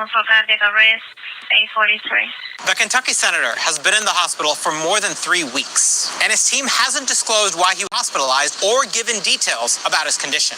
The far right. This is why we need term limits on both sides, Democrat, Republicans, whatever, term limits. There is no way these people should damn near die in office. That's insane, man. There's no way on both sides. That's why we're not getting things done right. We got the same people, keep voting for the same people and expect something to happen, and they on bullshit. They coming in rich. They coming in poor, coming out rich, dying rich. What the They work for us. It's we the people. They work for us. That's insane. Obama had, a couple 100,000, and now he lives in Martha's Vineyard. Crazy. activist Laura Loomer, who is known to promote conspiracy theories, claimed in a viral online post that McConnell is officially brain dead. But what we're hearing from Senate leadership contradicts that. A spokesperson for Senator John Thune tells us the Senate Majority Leader talked to McConnell by phone on Monday. A spokesperson for Senator John Barrasso says the Majority Whip spoke to McConnell on Tuesday. And the former McConnell aide, Scott Jennings, posted that he spoke to the senator on Tuesday morning for about 20 minutes. Still, the people in the chat talking about some no new wars. Did you guys vote for Trump? Because we ain't complaining about the wars. You guys are. So how y'all get in our chat complaining about no new wars? You guys didn't vote for Trump. We good. We heard Trump. We seen Trump at the rallies. We good. Republican Senator Mike Lee said many of his colleagues aren't commenting on McConnell because they don't have information about his condition. Now, a McConnell spokesperson referred us on Tuesday to his prior statement that the senator continues to recover in the hospital, but they gave no timeline for when he's expected to return. Listen, I wanted to get your thoughts on the... Right, a Democrat protest anything. You know what I'm saying? Go out there and just protest on stupidest shit ever. No kings. And we voted for President Trump. Now you mean to say no queens when it comes to Kamala Harris? She was selected. You know what I'm saying? What the hell? You guys are brainwashed. And I get you. You know what's funny too, chat? I guess the ones in the chat tomorrow dissing Trump, I bet they got their mask on. They wearing their mask right now as they texting in the chat with a mask on. 15 booster shots. Amazing. Mitch McConnell situation. He's been hospitalized for weeks. Other than that, we don't really know what's going on. Right now, what do you think about it? I think it's extremely serious, and I'd like to say shame on the Republican Party for just basically staying silent while such a powerful Republican senator is basically laying in a hospital like a vegetable. And his wife flew to China and met with the vice president of China. Look at this Trader Green. You know what I'm saying? Bogus as hell. Bogus. But, you know, it is what it is. Just days after he basically died, and they brought him back with CPR and took him to the hospital. But you know what? It doesn't surprise me from the establishment because... Right, we voted for Trump to do what he said he's going to do. You know what I'm saying? We ain't vote for Trump to be perfect. That's stupid as hell. No man is perfect. Only God, Jesus, that's it. You guys voted for somebody that had dementia. Shitting on himself. Can't ride a fucking bike. Can't go up the stairs. Can't go down the stairs. His wife talked to him like he's slow. You did it, Joe. You did it.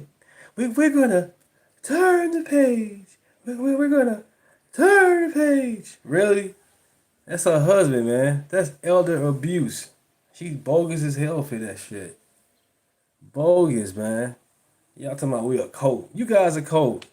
You guys are mad when Trump did, when it came to his birthday. You guys are mad when he did, feel what I'm saying, for the 4th of July. You guys mad there was no rainbow flags nowhere. Fuck that fucking flag. It was too masculine. It made us look weird. Guys boxing each other. Yeah, because we fighters, you goofies. We're not fucking fairies. You want guys up there with frog suits on and shit, huh? That's what y'all wanted, frog suits. This is fucking America, man. You guys do what you want to do. But we are not fucking weak. They get the guys boxing. Nah, you want guys twirling and shit. Get the fuck out of here, man. USA, baby. This is the only flag you guys should be representing. Let's continue. This is what they support. They support people holding on to power until they're practically dead or do die in office. And this is why the state of our country is so pathetic. So do you want Republican senators and leadership to be speaking out against this? Like, what do you want from them exactly if they don't know what's going on with him? Yeah, Mitch McConnell had a stroke on television. I think it was last year. And that was the earliest signs. But none of these elected officials... Again, both sides is not right. Mitch McConnell should not have been on TV like that. And then you see the man sitting down, you got people in his ear talking to him, telling him what to say, what to do. That's not cool. And you guys voted for that shit? Y'all, on both sides is bogus, man. Mitch should have never should have been that long up there. They keep on voting for him, man. That's why I'm glad the swamp, this rhino is getting drained out, man. On the real. Republican, Democrats, congressmen, senators should ever stay in office until they're ailing in health. Joe Biden is another one. He was the president while he had dementia and was clearly failing on the world stage. But no, shame on every single person in Washington, D.C. that doesn't call this out and demand that Mitch McConnell's family step up and announce his resignation and take care of their family member. Because there needs to be a new election held in Kentucky where they can have a functioning person serve as a senator. And then also, I want to call this out. This really irritates me. The Republican Party is all campaigning against communism right now. What about Elaine Chao? Elaine Chao flew to China and met with the vice president just a few days after Mitch McConnell practically died and went to the hospital. So when are we going to call out a possible communist Chinese spy right there? Boy. So we got to continue our coverage of the Mitch McConnell mystery. Mystery that just continues to get deeper and deeper and deeper and deeper and deeper. As rumors are now erupting. Speculation has come out that Mitch McConnell is brain dead, okay? And even the mainstream liberal media is participating in this. Prayers for him, man, on both sides of the party. Prayers for them, man. Prayers. Theory that Mitch McConnell had some type of cardiac event, cardiac arrest, heart attack, whatever you want to call it, and he ended up in the hospital. And since he's been in the hospital, nobody's seen him, right? We haven't seen him. He's basically disappeared. Desiree Townsend here again outside of George Washington University Hospital as we mark week 3 of the hospitalization of Senator Mitch McConnell following the June 14th medical emergency. As you can see behind me, the Capitol Hill police vehicles, these black vehicles, are still parked outside the hospital here, an indication that he is likely also still here. So after I first released the dispatch audio indicating that he was found unconscious and was given CPR for cardiac arrest, this story finally gained national attention. However, I don't think many Americans fully appreciate the seriousness of what may be at stake following Senator McConnell's medical emergency 3 weeks ago, or how Congress's lack of a constitutional mechanism to remove members for incapacity could have broader implications for the nation's governance and, most importantly, national security. This incredibly odd story also involves Senate Majority Leader John Thune, who stated to Politico that he had spoken with McConnell the day after his hospitalization and that he, quote, sounded good, end quote. Now, this statement threw off the press for nearly 2 weeks, placating the public until I released the EMS dispatch audio showing the seriousness of this medical emergency. Now, given that Senator McConnell is still here in the hospital 3 weeks later, and as far as I know, he has not spoken with any other members of Congress, now puts this initial remark by Leader Thune into question. And look, he could have just been attempting to give Senator McConnell his privacy, but the better response could have been, I have not heard anything, or I don't know. And this story gets even odder after I reported a couple days ago of a press release documenting that McConnell's wife, Elaine Chao, met with the vice president of China 3 days after his hospitalization. And to be clear, the issue is not merely that Elaine Chao went to China. The issue is she is a private citizen. She holds no official government position. She's married to a sitting U.S. senator who reportedly had a major medical emergency, and now she's meeting with one of China's highest-ranking official 3 days later, all while the American public and possibly senior U.S. government officials in the Trump administration, as well as members of Congress, lacked clear information about his condition. So let me be clear about this. A meeting with China's vice president is not casual. Even if this was pre-planned, it signals Beijing views her as someone politically meaningful, yet she has no current role in the U.S. government. So why is she having these meaningful meetings with top government officials in China? Did she potentially carry messages to the CCP? Did she discuss U.S. policy? Or is she being treated as a back channel to non-public information, including her husband's health condition? Now, what I'm about to tell you next is incredibly important for all of you to understand. Like every sitting member of Congress, Senator McConnell has access to highly classified closed-door intelligence briefings on matters impacting U.S. national security. Those briefings can include topics such as military operations involving Iran, as well as classified discussions related to defense appropriations, an area of particular significance given that McConnell's role as a chair on the Senate Appropriations Committee. Now, if Senator... Anybody in the chat on Obamacare, how's that going? How's Obamacare going? Anybody on that in the chat? You was forced to have that, huh? McConnell potentially lacks the mental capacity and independent ability to perform his duties sitting as a U.S. senator. Could classified information have been accessed, discussed, or even recorded by individuals hypothetically operating his office behind the scenes? More broadly, what safeguards exist to protect classified information when a member of Congress is no longer capable of independently carrying out the office responsibilities? Lastly, what information, if any, did Elaine Chao carry with her to meet with the Vice President of the People's Republic of China? Yeah, so you have these rumors that are getting wilder and wilder, right? You talk about Elaine Chao, Mitch McConnell's wife, in China, meeting with one of their highest ranking officials 3 days after her husband was hospitalized, right? She didn't see any need to fly back, right? She was like, well, you know, he might be brain dead. He may have had a heart attack or cardiac arrest. But hey, you know, meeting with my people was much more important. You know what I'm saying? That's no loyalty, man. She bogus as a wife, man. She bogus as a wife. She has no loyalty. And I thought fake culture, you know what I'm saying, was very loyal when it comes to them their wives and husbands. What happened? I hope she's not no damn spy, man. We don't need to be compromised. Than coming back to United States of America to be with my husband. That's literally the statement that she put out. It's kind of shocking, but also not so shocking. Again, if you believe that she's a CCP spy and that she's using McConnell. Brian's 898, how you been?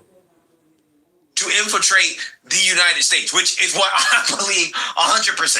As speculation continues to grow about Senator Mitch McConnell's health, a former aide to the senator and his wife are speaking out.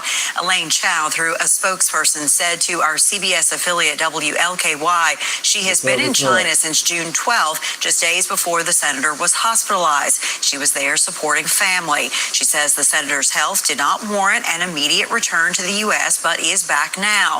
The spokesperson did not say if she had spoken to Senator McConnell since returning. And it gets even weirder when you consider the fact that you now have all these Republicans coming out saying the same talking points about how they've spoken to Mitch McConnell and he's fine. Yeah, they doing the same bullshit. He's fine. He's sharp as a tack. Even Scott Jennings, you know what I'm saying? Once again, you can't trust these guys, man. Most of these guys, you know what I'm saying, they paid. They pay actors. They get on TV. They get millions of bucks. You know? That's fucked up. But yeah, you'll see. It's crazy, man. Same shit they talking about with Joe Biden. He's sharp as a tack. No, he's not. His brain is not here. Fine. Once again, prayers for both of these guys. Prayers for everybody. Prayers for everybody for healing and peace. He's in great shape, right? He's totally coherent, not brain dead. Okay, not, you know, basically about to die, right? Not that.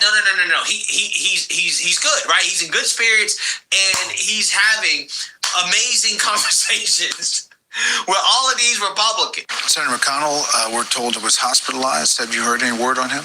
Yeah, Democrat always got an abortion clinic van outside their conventions all the time. Why are y'all promoting abortions? Promote having more babies. Promote safe sex.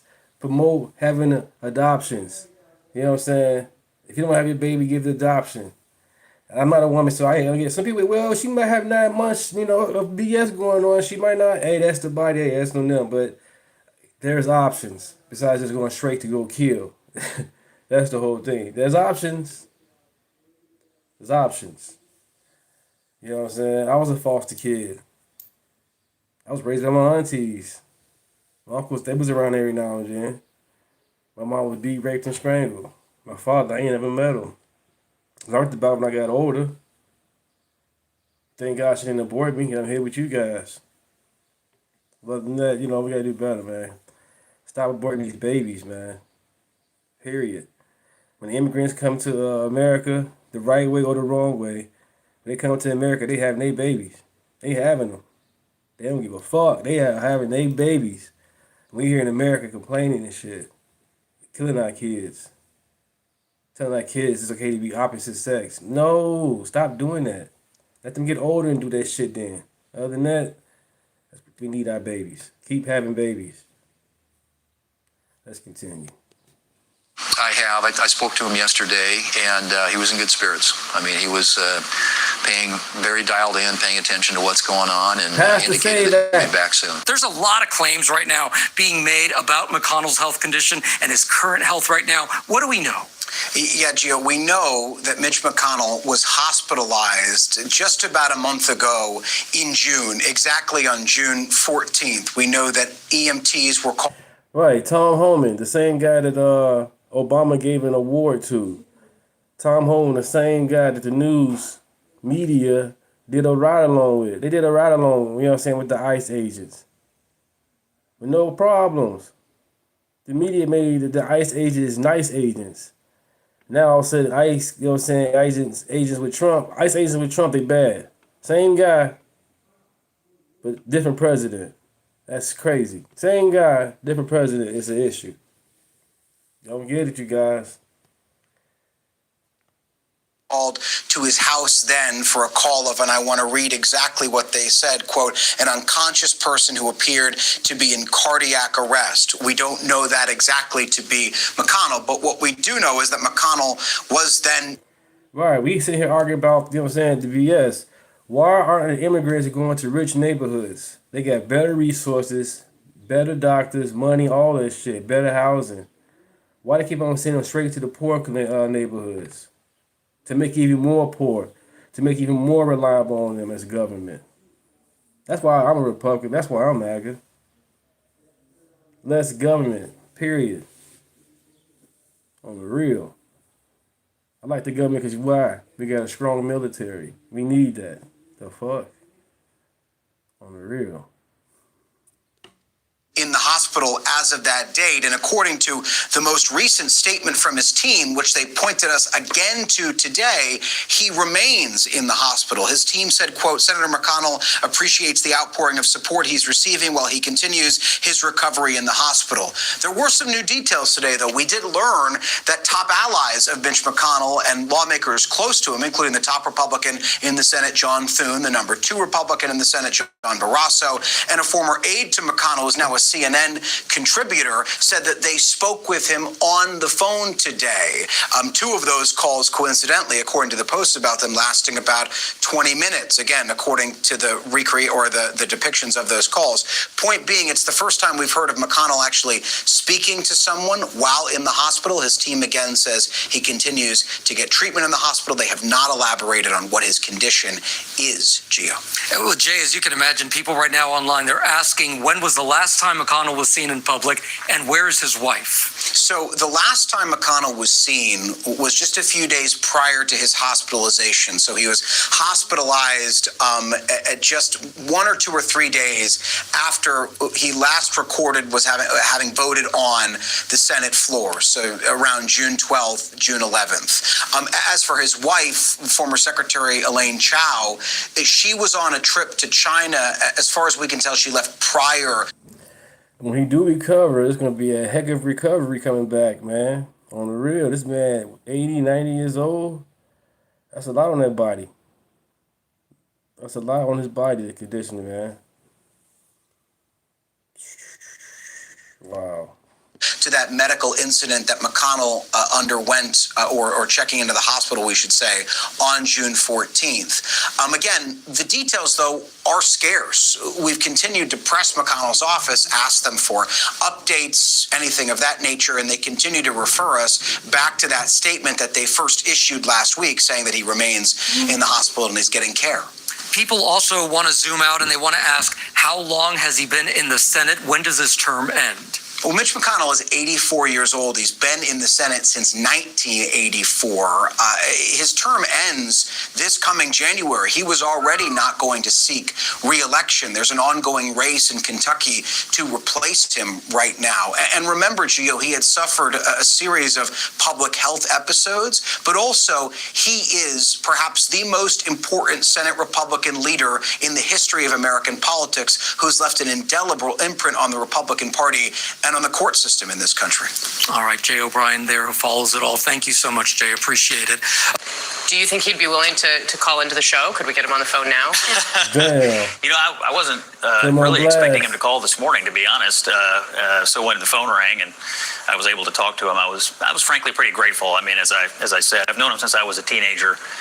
If it hadn't been for Mitch McConnell and the McConnell Center at the University of Louisville, you know, I would never have been able to go to college. He's been my mentor and he changed the trajectory of my life. So, you know, when things happen to him and happen to people in your life that you really care about, you know, you just sort of naturally feel extremely worried. So when I heard his voice today and he was clearly keeping up with stuff, that made me happy to hear from him. Because like everybody else, I've been, you know, somewhat in the dark about it. But to hear him talking and to know that he's also talking to the Senate leadership, it made me pretty happy. The MAGA media ecosphere, shall we say, has been driving a lot of the questions about where Mitch McConnell has been and what has happened to him. You, of course, are in tune with that in the role you have on your radio show. Do you think they should put out a picture of Mitch McConnell, that he should release more to the public to quiet this noise? Yeah, I think Al had a good point about McConnell's general disposition towards privacy. I sometimes wonder, like, if I were laying in a hospital bed, would I want a bunch of people around photographing me?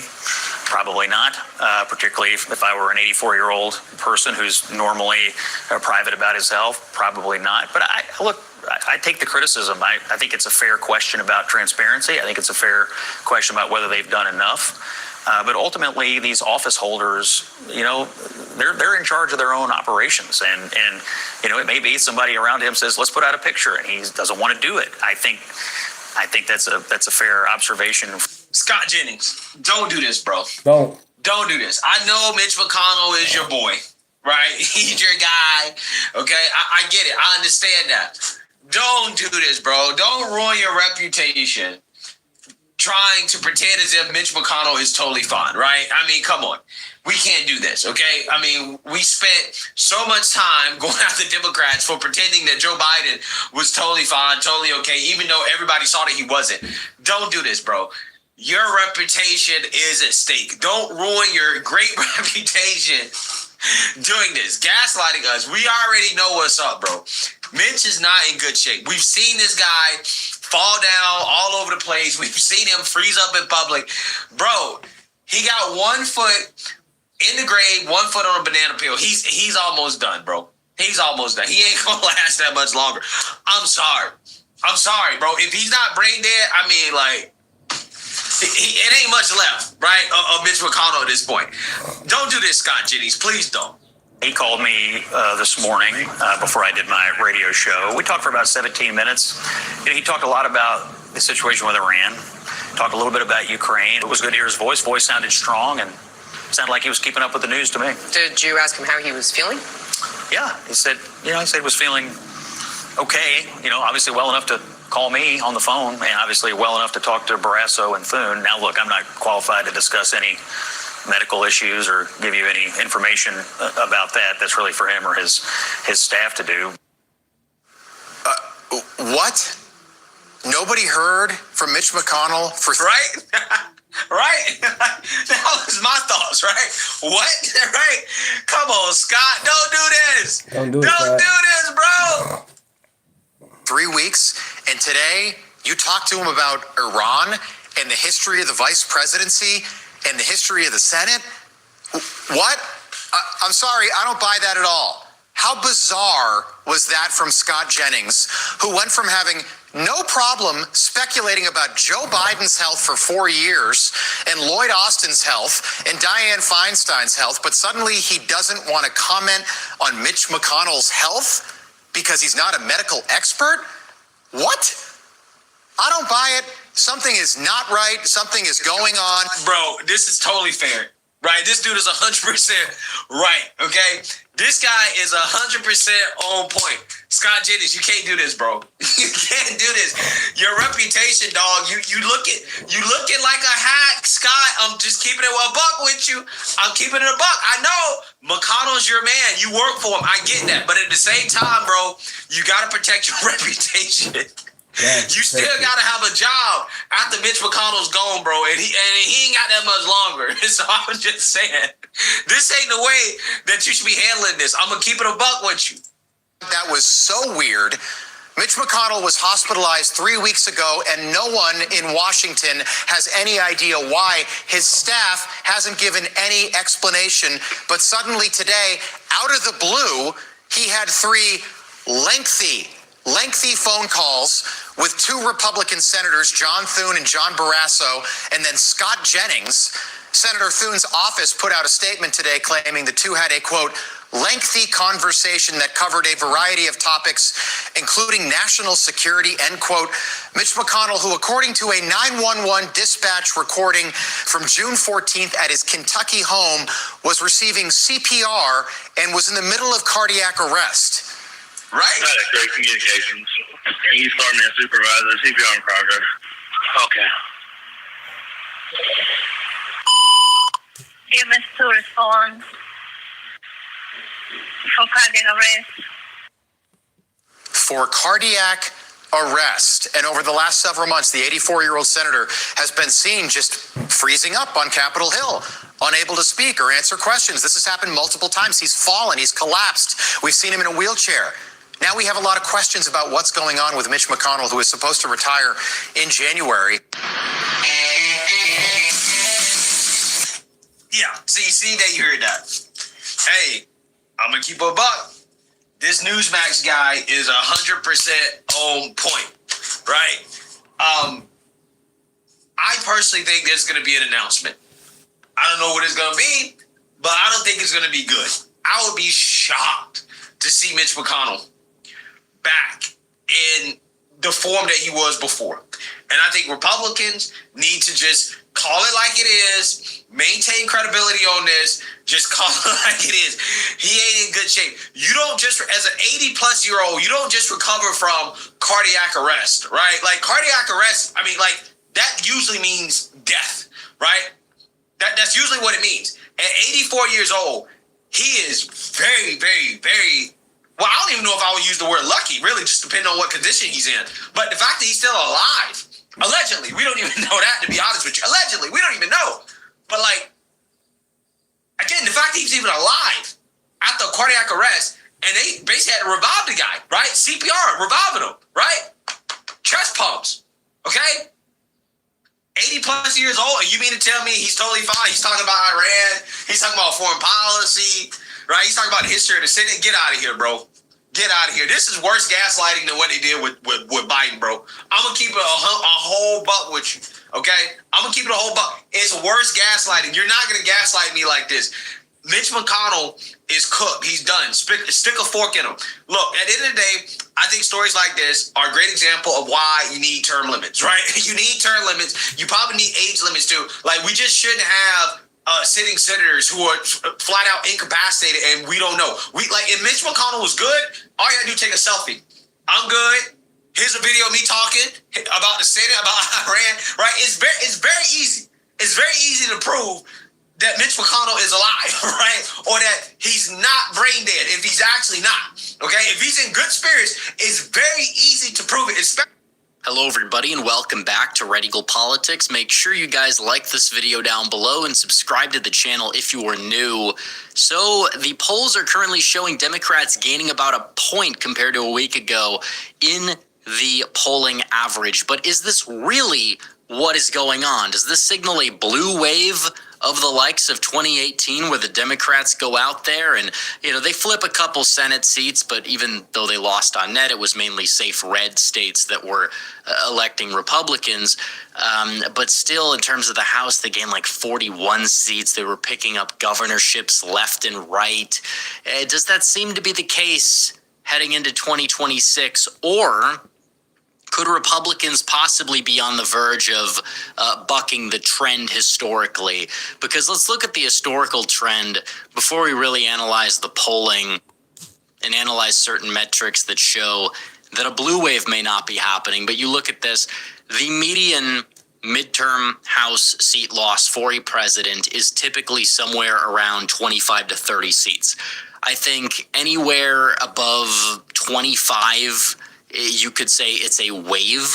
I think in terms of 2022, Republicans in the popular vote, it looked solid for them. Then you dug deep further, you looked at the seat count, and it was, a gain of 9 seats, which I think Republicans actually gained more than that in the 2020 election than they gained in 2022, even though they did have more room to grow.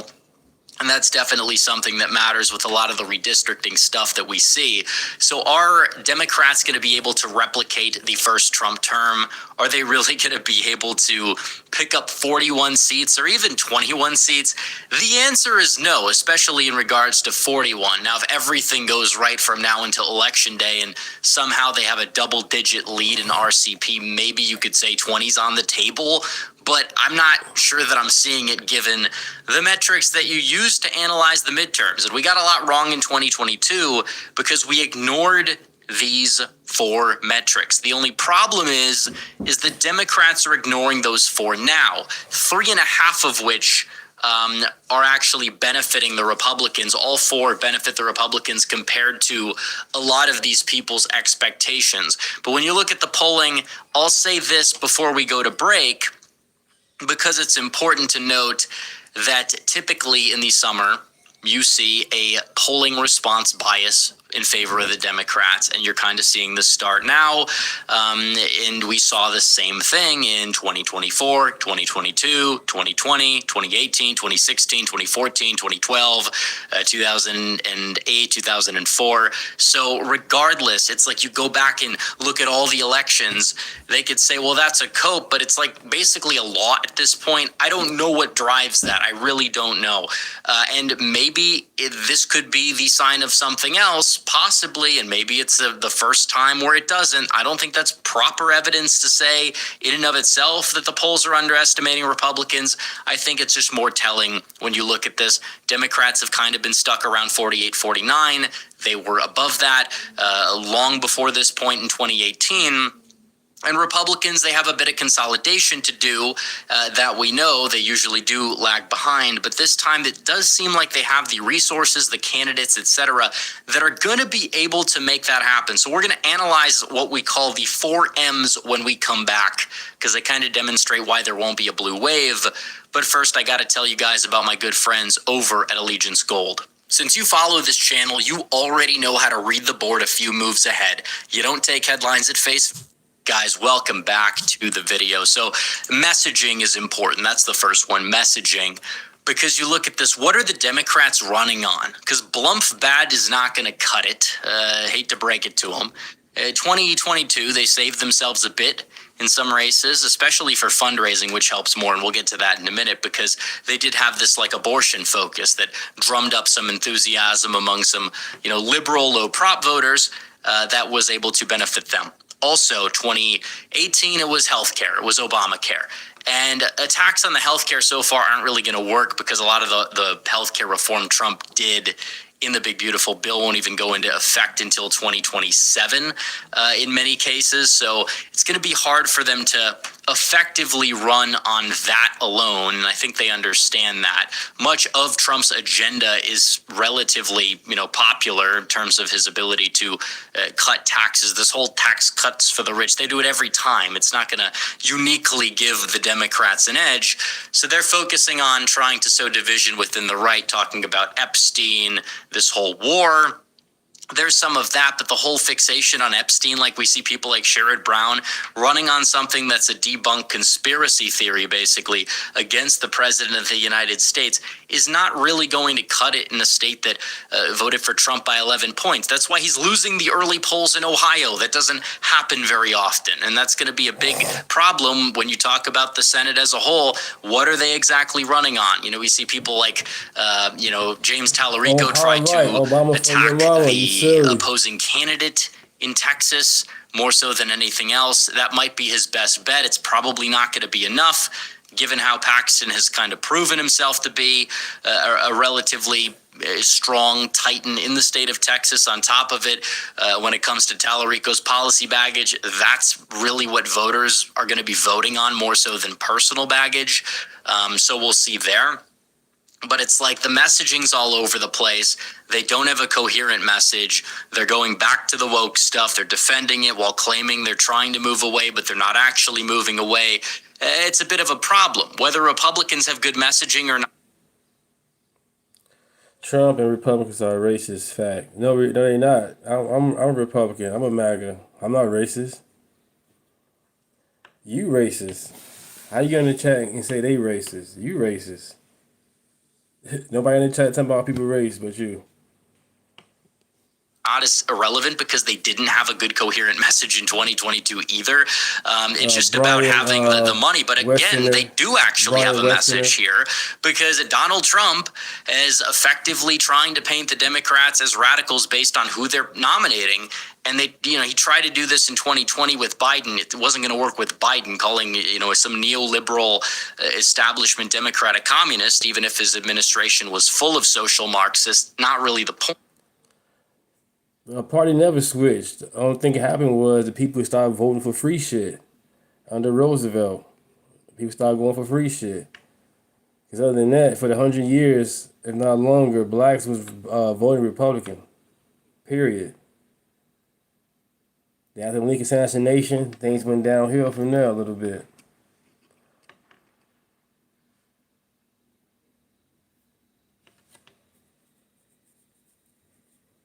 Every time the Republicans write a bill and give us, what we need, the Democrats shoot it down every goddamn time.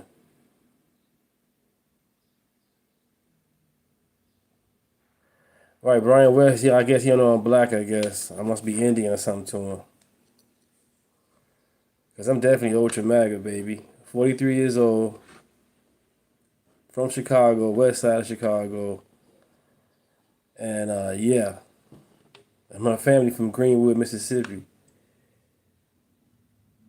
And all their life they was voting Democrat. My grandma, 97 years old.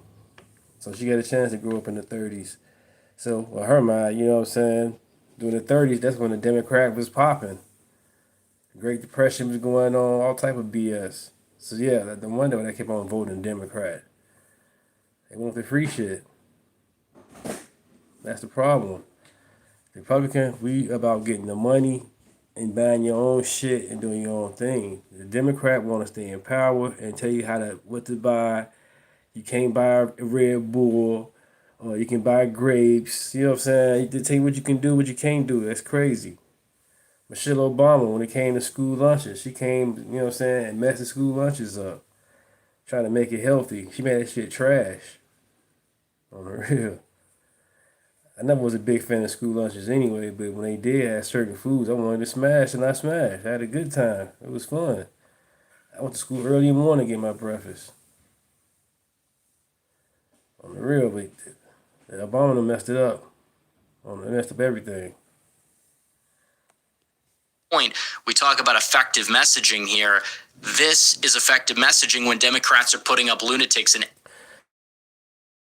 This is being in chains. This is 2026, bro. I'm not no fucking victim. If anything, more like my ancestors' poverty is already here already. So I'm probably not even the ancestor of a slave. I'll probably be indigenous. Already here, you know what I'm saying? So who cares? I ain't no fucking victim. That shit's stupid as hell. You come on a conservative chat trying to talk about some slavery, about history. We already get it already. Shit's stupid. We are leaders, man.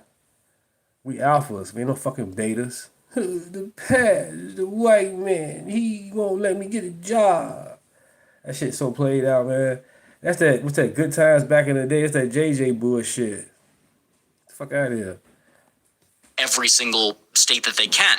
Now, they might catch a break in Maine, and we'll probably cover that if or when Plattner does drop out, because Democrats are realizing they need to force him out of the race. I still think Collins is a favorite, but she would be a lot more vulnerable, in my opinion, if she was facing somebody that didn't have more baggage than the Atlanta Hartsfield-Jackson International Airport. So regardless, it does seem as if Republicans have messaging that can work and can be effective. Now, also money. 90-some% of toss-up races in 2018 and 2022 were won by the top spender. Wasn't the case in 2020. We were actually burned in our House prediction because we underestimated Republicans in 2020 because of it. Then we decided to throw it away.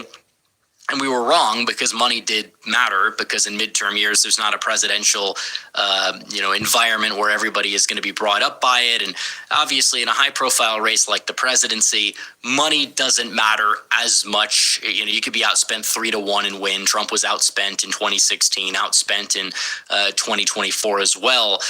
And there's that. So you look at this right here, the Supreme Court, in this ruling on campaign finance, Democrats already have a problem with the DNC, and that also ties into messaging. They can't strategize. They can't coordinate because they're in the hole. The RNC's got a lot of money, and the campaign season doesn't really start that much until Labor Day, at least until August. So Republicans are ramping up. Democrats are still in disarray. They've got a divided party, divided primaries. Kind of reminds me more of the Republicans in 2022.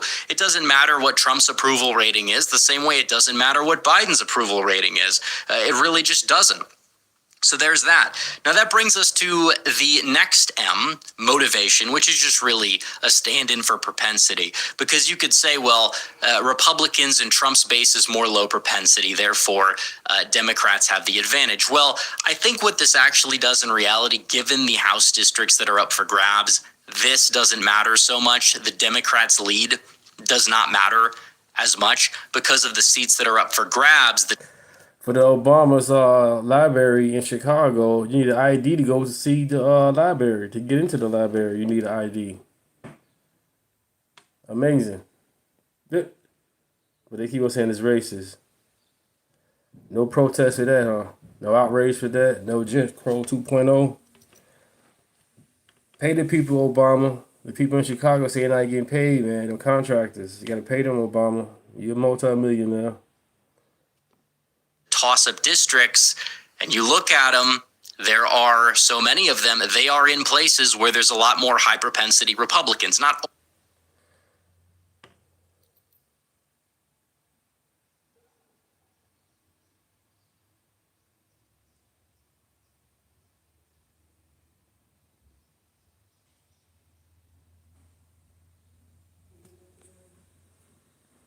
all of them, but a lot of them. And when it comes down to the top spenders, those people are going to be able to drive up turnout among the demographic that they need to win the respective districts. And these are incumbent Republicans. They won in 2022 because of their spending, unlike the candidates who lost. And they're going to win in 2026. Many of them, in my opinion, not all of them. Like Derek Van Orden, I'm not so bullish on his chances unless Democrats nominate Hong for governor, which they might in Wisconsin, but it's far from a done deal. But it's like, okay, there's plenty of districts out there that are like Trump plus 10, and Republicans still have the propensity advantage in a lot of the ones that are like Trump plus 3, Trump plus 4, and trends are working in their favor to the point where I don't think there's going to be a wave, and Republicans have a chance at the House because of it. And why is Trump's approval rating so low? You could say it's the low propensity voters that came out for him have kind of soured on him. Okay, but here's the problem. They didn't vote in 2022. That's the issue here. So if they're not voting in 2022, then if they don't vote in 2026 and Republicans already won the popular vote in 2022, does it even matter at that point? Because, we saw in New Jersey, recent races statewide in Virginia, where, even though Democrats won and overperformed in those races, Republicans did just fine in districts like Tom Keene's district or some of these other places where there still are a lot of high propensity Republicans, and they showed up at high rates. And Republicans, they got to make sure the same thing happens and that they could possibly get even better turnout given the profile of these races, and they'll be outspending the Democrats in a fair amount of these races. So keep all of that in mind. Also, like some of these Senate races, you talk about like propensity in Ohio, matters a lot less when it's like a state that voted for Trump by double digits. And that is true, and that we know. So on top of that, mapping, that's the last M. We're starting off at 211. So you want to say blue wave, U.S. team still lost the spike. What? Trump not on the soccer field. Trump not a soccer player. You definitely a troll, Brian West. Biden 2028, really? With Hunter Biden? That's not going to happen, period. None of that's going to happen. Glad you're in the chat trolling. Appreciate you. Is not going to happen. And this is the consensus map, by the way. Other, I guess you would say, very high-profile left-leaning election firms like Sabato's Crystal Ball, 213. Cook Political Report, 212. Inside Elections, 215. I think some of these are a little too lofty, to be honest, but it's like these are not really the most right-leaning firms. And you could say, well, they'll just wait until Election Day to move seats left on Cook Political Report. You go back to August 2018, Cook Political Report had Republicans at 197 out of the gate. So that's probably not true. There's some seats that probably will move left, others that might even move a bit right before it's all said and done. But even if you gave the Democrats every seat that's lean Republican, half the seats that are likely Republican, they would only have a gain of less than 2018 by like 7 seats. And that's not going to happen by any possible stretch. They can hope for that. But still, it's unlikely to happen. Regardless, you look at all of these things and it's like, Republicans have the baked-in advantage because of redistricting. They won the redistricting war. If Virginia went a different way, then we'd be talking about a possibly different environment. If that lawsuit in Texas was successful by the Democrats, we would be talking about a different environment. Same thing goes with the case in Louisiana. Republicans basically netted 3 seats off of that and possibly left 2 off the table. And that, I think, will end up being the story of the night. Democrats will say it was only close because of redistricting. Republicans, if they fall short in the House, are going to say, well, actually, we dropped the ball with redistricting in Ohio, Indiana, and a few other places. True, by the way. But regardless, it's like the House elections are not dictated by, Trump approval rating down X percent. This seat went for him by this, therefore Democrat win. That is Neanderthal level analysis. It does not add up in reality. And if you apply that to 2022, you would have a prediction that looks similar to mine. And I admit it, I got burned. And Democrats are playing with the same fire that they apparently were not playing with in 2022, which is a bit strange. It seems like they just root for themselves to win regardless, but whatever. All I can say is that Republicans may lose the House. They probably keep the Senate, but there's not going to be a massive wave here. So anyways, guys, thanks for watching this video. Like this video down below, comment down below, subscribe to the channel, hit the bell for notifications so you never miss another video. Follow me on social media.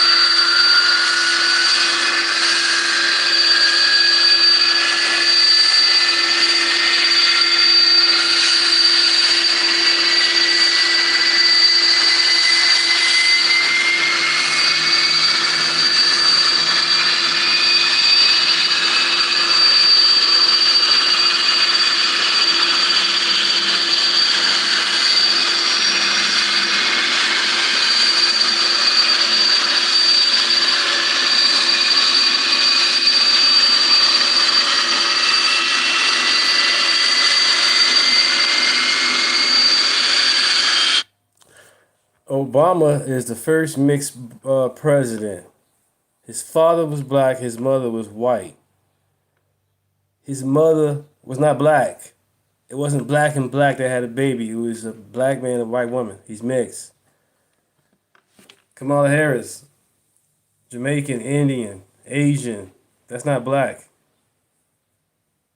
You guys are crazy, man. Because they dark skin doesn't mean they black. What the heck? When she became a senator or a governor, she was the first Asian or Indian. When it came to votes, all of a sudden she became black. This is the same woman they called Biden a racist. Then only that Biden said he gonna get somebody for DEI. He said I'm gonna get somebody that's black. They both was dissing each other. You know what I'm saying? She was DEI. She didn't earn it. Only got her because she was black and they needed the black votes. And she's the woman. And they knew the black women was gonna vote fucking 100% Democrat because the black women want to stay on the daddy Democrat and daddy government. That's sad. That's why all these kids on these damn teen takeovers. Hey, mommy and daddy on these damn SNAP benefits, all these damn sugary drinks and shit. Red Bull and Hennessy. Shit crazy.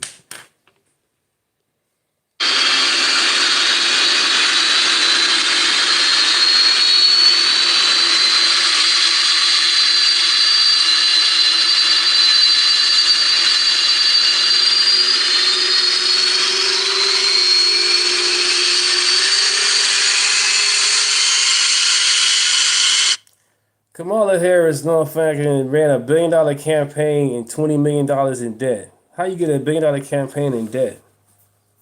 How she do better than Trump? She gonna do better than Trump. She gonna laugh at Putin. She gonna laugh at China. You think Iran gonna respect her? So as a president, she gonna be as an American president woman. You want her to go to Iran, want a hijab? Hell no. That shit bogus as hell. That shit stupid.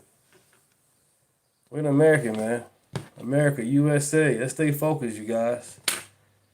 You guys constantly defending other countries. These countries ain't defending us. They wishing death to us.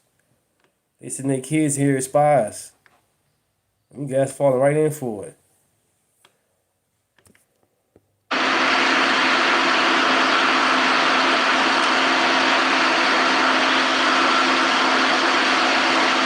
Thank you, Florida. Appreciate you guys, man. It's crazy.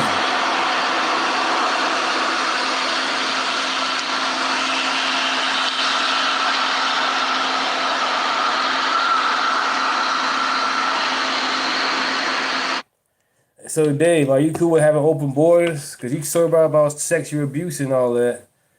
Are you cool with the borders being open? Because having the borders open, there's a lot of child trafficking and rapists and other trash just coming across that border. There's a lot of criminals coming across that border, man. Are you cool with the border being open? You keep on talking about pedophiles and rapists, and you cool with the border, then don't talk about it.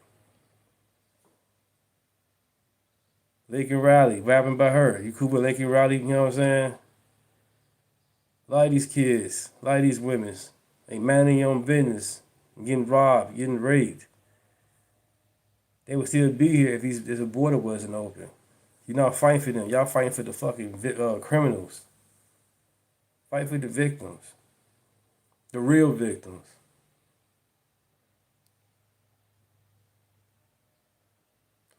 Right. Put people in jail for smoking weed and then laugh about it when she smoked the weed. On the Breakfast Club. And she washed her greens in a tub. Hillary Clinton, she carried hot sauce in her purse. Come on, man. That shit's stupid as hell. Nobody put no fucking greens in a tub.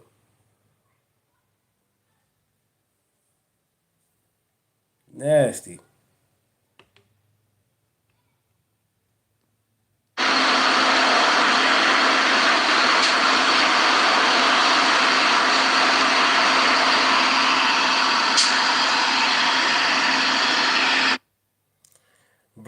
yes, Epstein was a MAGA Republican. How so?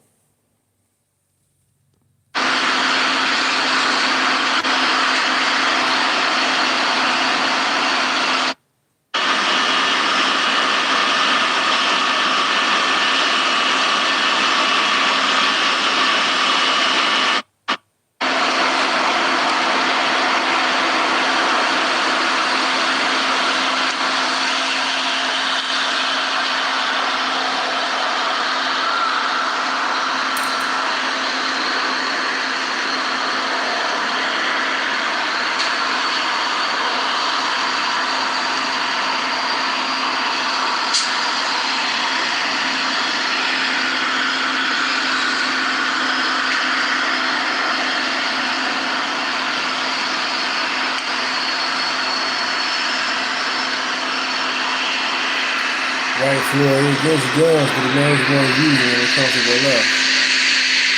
You got churches and schools.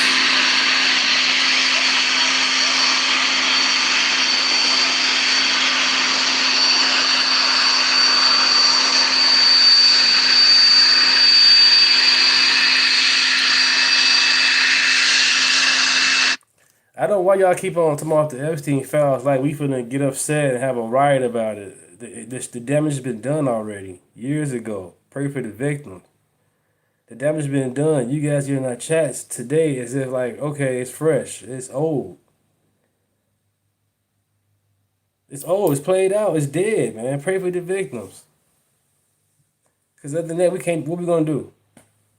What we gonna do? Epstein file. I thought y'all could just throw up there. That's it. Y'all funny, man.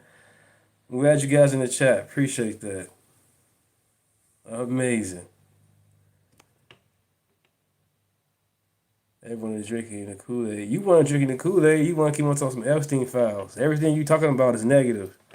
Since you've been in the chat. Most of you guys, y'all get in that chat, everything y'all talk about is negative. Nothing positive. You guys are betas and victims, man. This chat, we are not betas. We're not victims at all. Facts over feelings. We love you guys. I'm glad you guys are in the chat. I'm glad you guys here. But the Epstein files, that shit's dead, bro. On the real. Are the victims talking about it? Are the victims talking about it? No, they're not. But you guys are. Are you guys getting paid for that? No, you guys not. That shit crazy. You guys are hilarious, man. I'm glad you guys in the chat, for real. Appreciate it.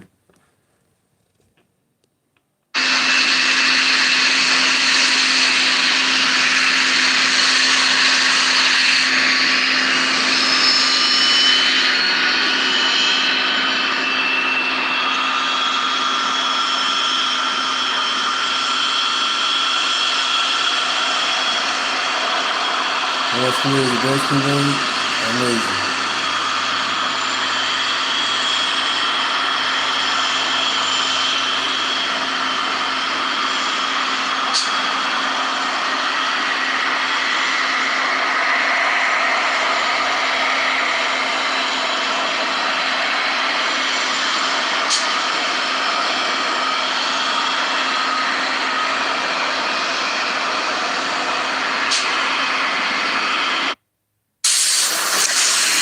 Storefronts and locked up restaurants. You've probably noticed it yourself while walking around downtown Seattle. New reports show downtown's office vacancy rate is nearly the highest in the entire country. Fox 13's Dan Griffin talked to neighbors, visitors, and workers who say they want businesses to come back and stay there. Finding a for-lease sign on a business in downtown Seattle isn't tough to do, and new numbers seem to show there's even more space available now than just a... Yeah, see, the goofy stuff is they convinced that the party switched. The name's still the name. The people voted differently that made the switch based on, you know what I'm saying, the economy at the time. The name's still the name. They like the Democrat Party just switched the names from over here to over here, like the owl switch or something. No, it's still the same shit, and they still doing it. Trump said, hey, if you guys love America over the illegal, stand. They didn't stand. And then they out here marching saying no kings. Soon King Charles comes to town. They taking pictures with him, selfies. They happy. They stand up and clapping. A lot of hypocrisy, man. Both sides ain't. You know what I'm saying is bogus. At least one side get more of decency. You guys okay with grown men doing gay parade, walk around showing their body parts with your kids? You guys are sick. You sick. You call us a cult, but you guys go out there and put up fucking makeup, hot as fuck outside, wigs and dresses and all that shit. High heels. Y'all go all out when it comes to these damn parades. You like fucking Bozo the Clown. You look stupid. On the real. Be a cult. You guys walk around with these inflatable suits on, and it's hot as hell outside. Bull horns, growling, making all crazy ass noise. Go to work, get a job. A few years ago, another business bids downtown Seattle a fond farewell this year. It's just a sad thing to say because, like I said, I was born and raised in this city and state, and I've seen all these companies. So Tony Barden. So you cool with trans people? You cool with trans being in the bathroom with your daughter? You cool with that? You talking some Trump put on makeup? Who gives a fuck? You know what I'm talking about. So you defending the bullshit. So you a grown man. I'm taking you a man because your name is Tony. So you cool with your son or daughter cutting their body parts off? You guys are silly, man. You want some Trump in makeup, really? I'm talking about some real stuff, man. And most people on TV, they put on makeup anyway. They behind the cameras, they put on makeup. You know this.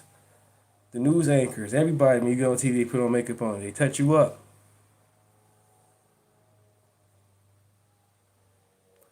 Okay, you're a woman. That's cool. That's good. I'm glad you know that you're a woman. Blessings to you. Welcome to the chat. Because this over here on this side, we know what a woman is. You know. And then your name is saying Tony Burns or Bardens. So forgive me for saying the name Tony first. It didn't say Tony with an A or an I. You know what I'm saying? So, my bad.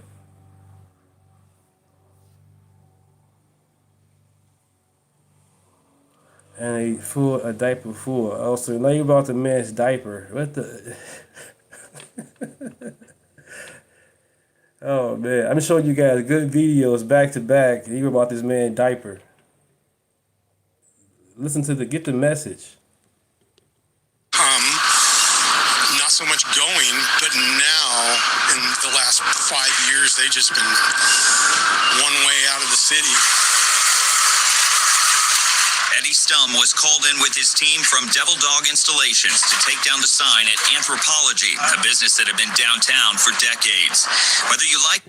Right, I'm a black man. I'm not going to tell people don't celebrate Juneteenth or don't celebrate the 4th of July. Guess who does that? The dumb liberals and Democrats and Karens and Kevins. Don't celebrate the 4th of July.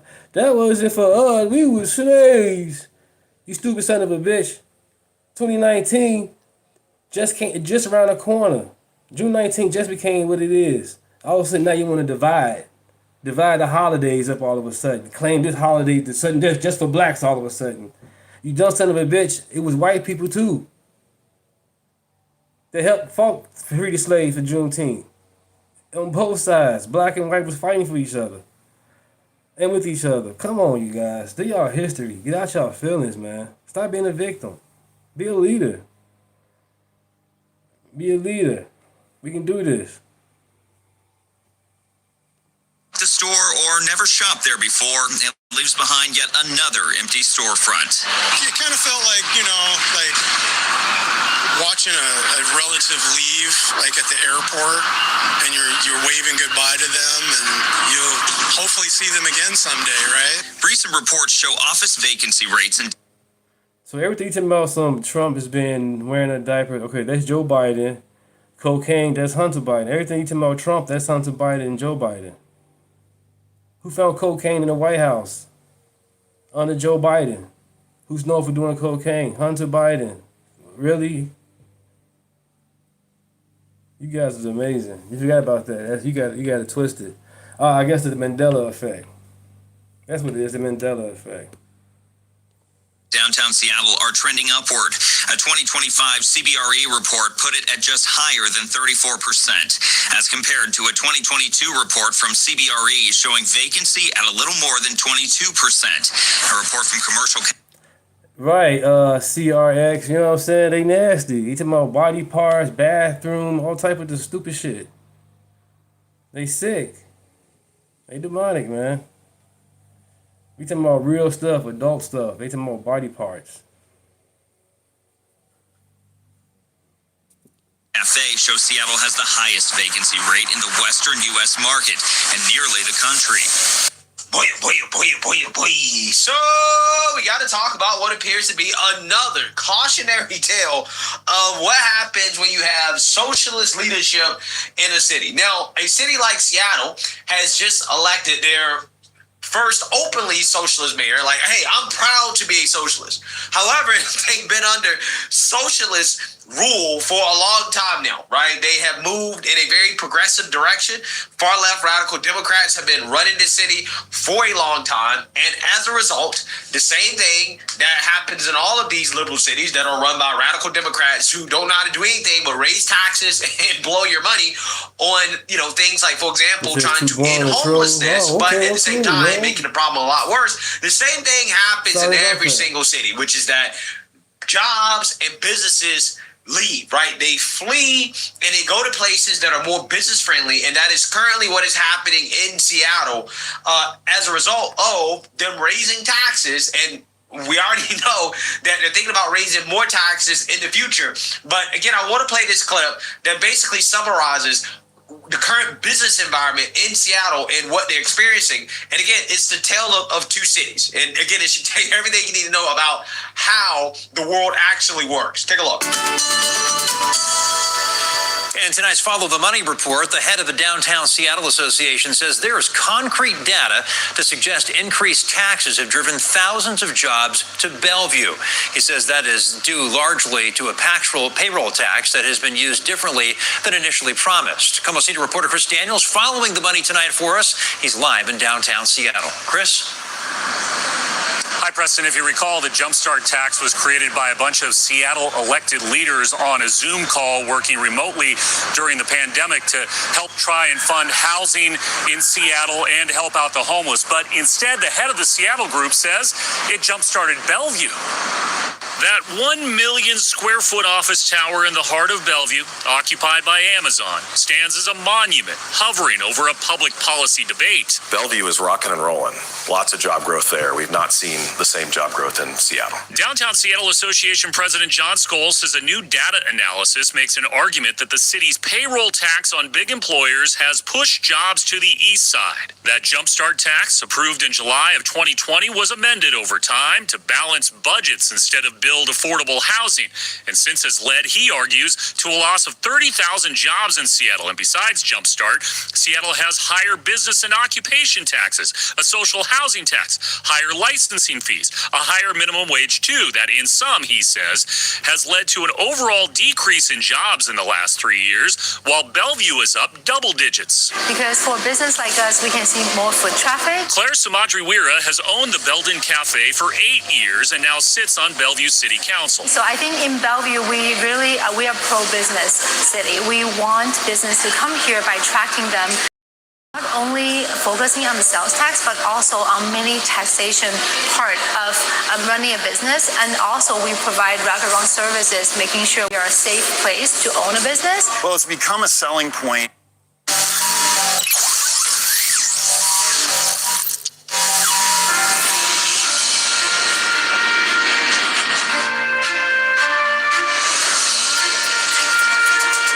Peace has been declared, with peace treaties signed with the 8 countries left that America hasn't obliterated. San Francisco sure is clean and vagrant-free.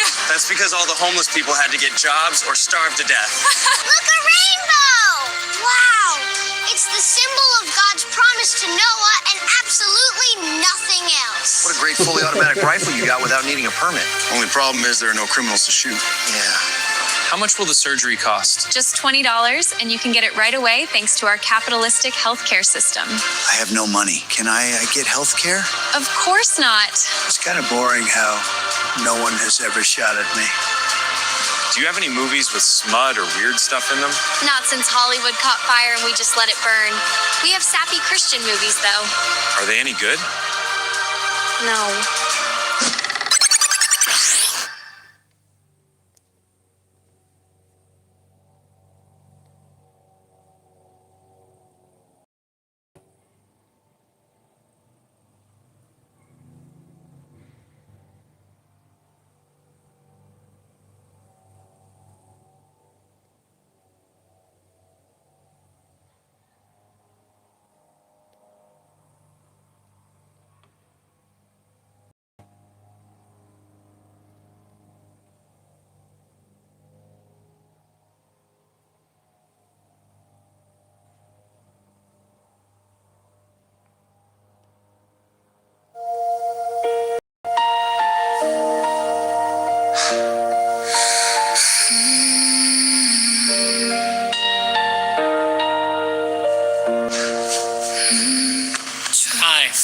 I'm Stephen McLaughlin with the Southern Poverty Law Center.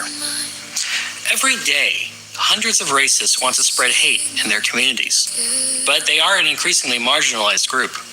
Without funding, they are often unable to continue their important work, the work of being racist.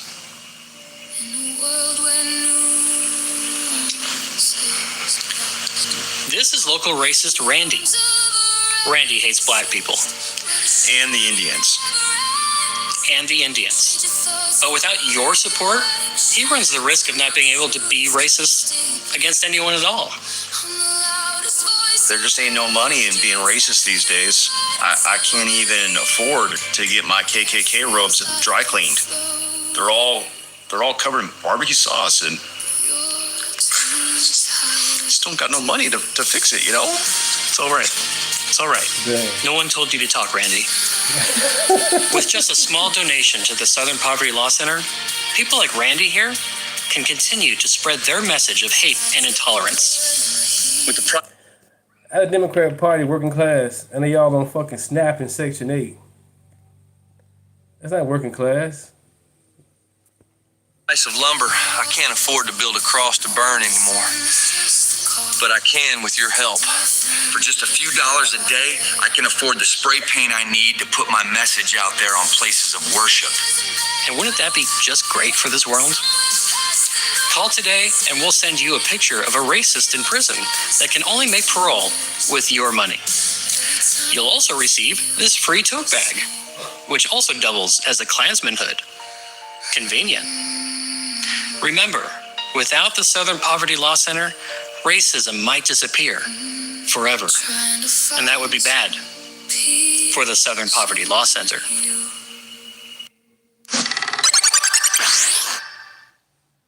I also hate the Mexicans.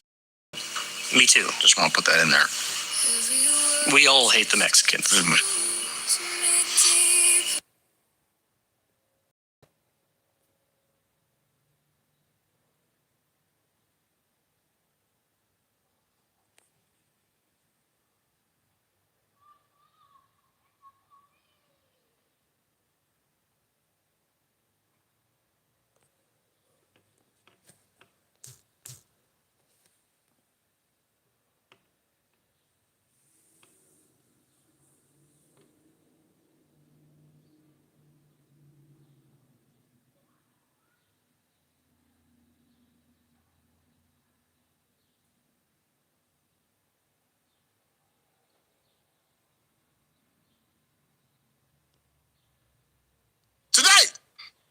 On the Best Ever Ellison Show.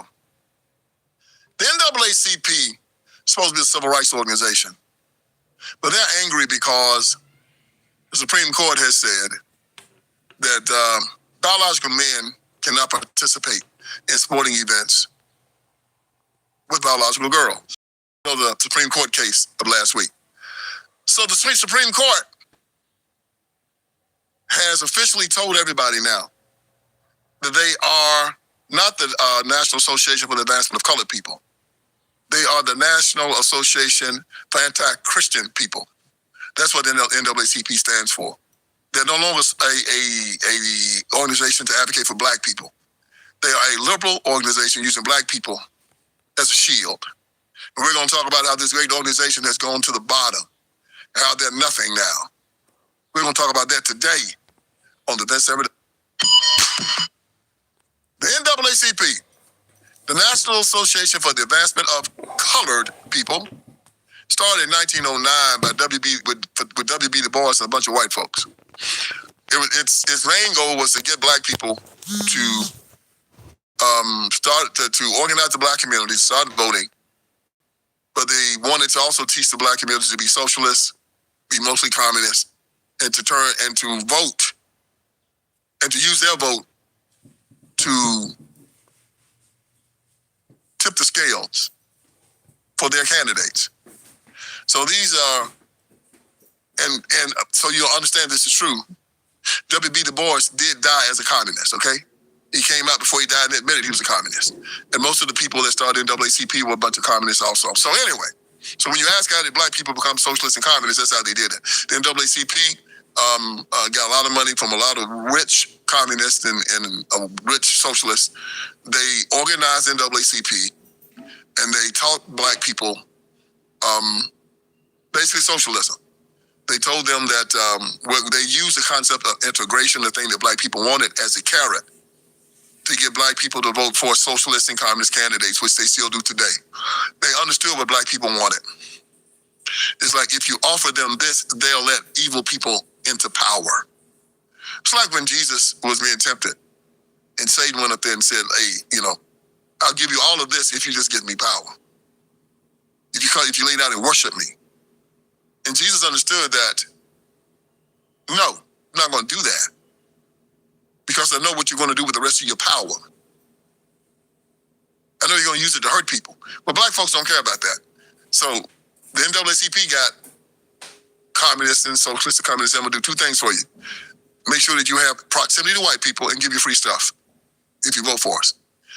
They don't care about taking God out of the public square, taking your guns away, making sure that your children don't get a good education, running the man out of the house, putting you back on the plantation. Can you get me close to white folks? Yes. Can you give me free stuff? Yes. You got my vote, sir. You didn't care about them killing your children. No, they didn't care about that. So now the NAACP, over the last few decades, they really let people know who they are. They hid it very well for a while, but now the LGBTQ crowd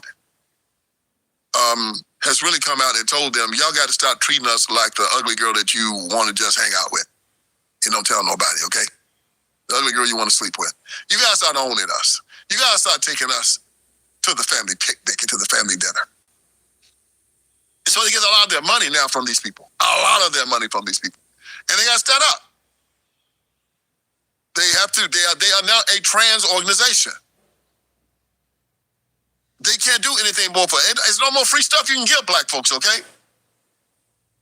They got free housing, they got free food, they got free medical care. They got free public education where they're supposed to be integrating with white folks, which is what they wanted. You can't keep them out of any place that white people own, so they can go up in there if they can afford it.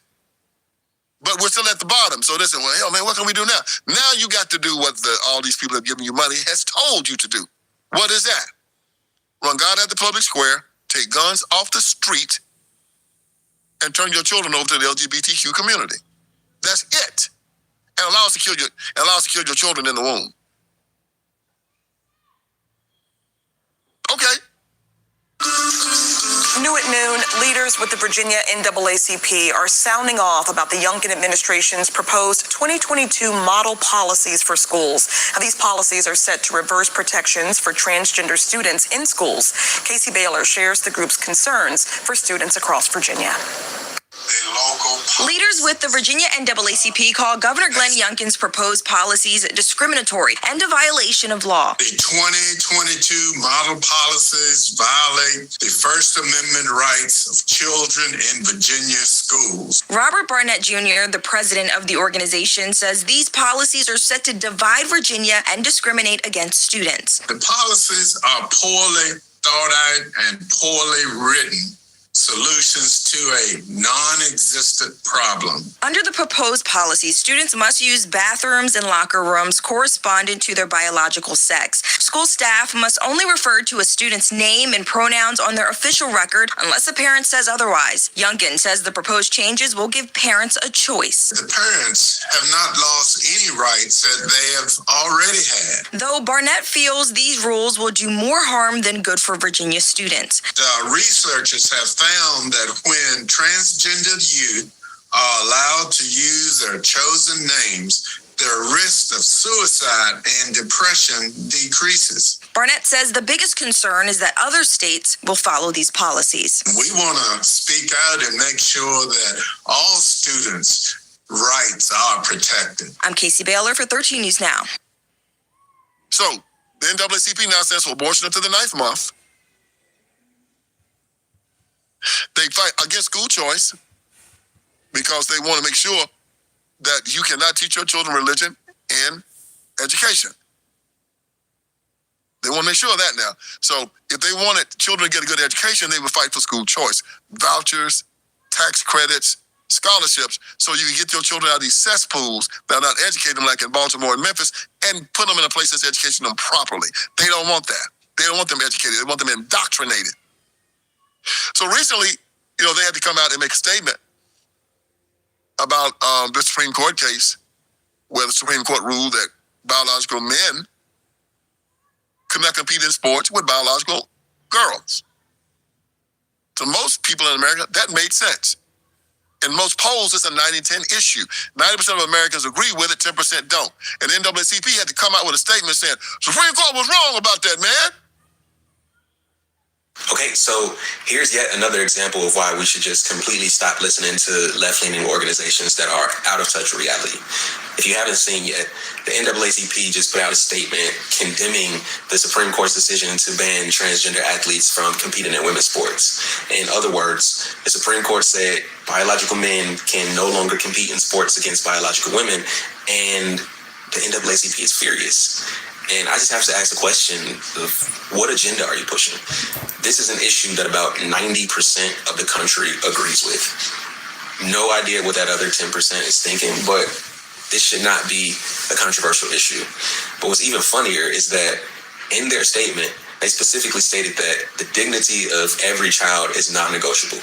What do you think it does to the dignity or the self-worth of a child, or anyone for that matter, when you tell them that they were born in the wrong body and they should do something about it? Family, by now you've probably seen the news around the Supreme Court decision as it pertains to our trans sibs, specifically girls and women participating in sports and women's sports, and now them upholding the ban 6-3. That is not a surprise. It is very expected given the makeup of this particular Supreme Court. But let me tell you what is not expected. When I'm scrolling social media and I see that the NAACP has posted about this news and that they're saying that they're standing with our trans athletes and our trans sibs following this ruling. When I'm on panels, I've literally left one just earlier today, family. And they asked me, Anna, what's giving you hope right now? This is the type of thing that gives me hope right now, because we cannot be in this fight alone. And as a Black queer person, a Black queer woman living at all these intersections, yes, I don't always expect my other intersections, right, to speak up on my behalf. But this type of thing gives me hope, because we cannot fight this bigotry alone. Is that where Black people stand? If you are supposed to be an organization that represents Black America?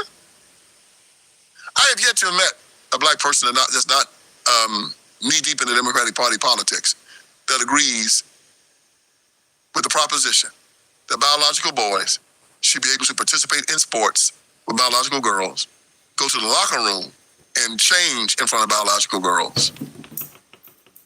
Go into the bathroom with biological girls. Nevertheless, they vote for these politicians and they support these organizations that do. It is a schizophrenia that's insane to me. And the NAACP can do this because they know that you guys are not going to turn away from them. They know it. They know that there's something wrong in the black community when it comes to these liberal white Democrats telling y'all what to do. You will do whatever they say. Even at the detriment of your children. Abortion to the 9th month. No, black folks would never go to that. Yes, they did. They never would go for it. Yes, they did. Allowing their children to be sexually groomed in public education, they never go for that. Yes, they will. Trapping their children in failing schools and fighting against school choice to get these children out these ghetto schools that are beating them down and educating them. They would never ever support a policy that, yes, you do. Taking the right to keep them back arms away so you can defend yourself from all of these racist cops, you say racist cops and the Klan, you never vote. Yes, you do. And how much we love Jesus.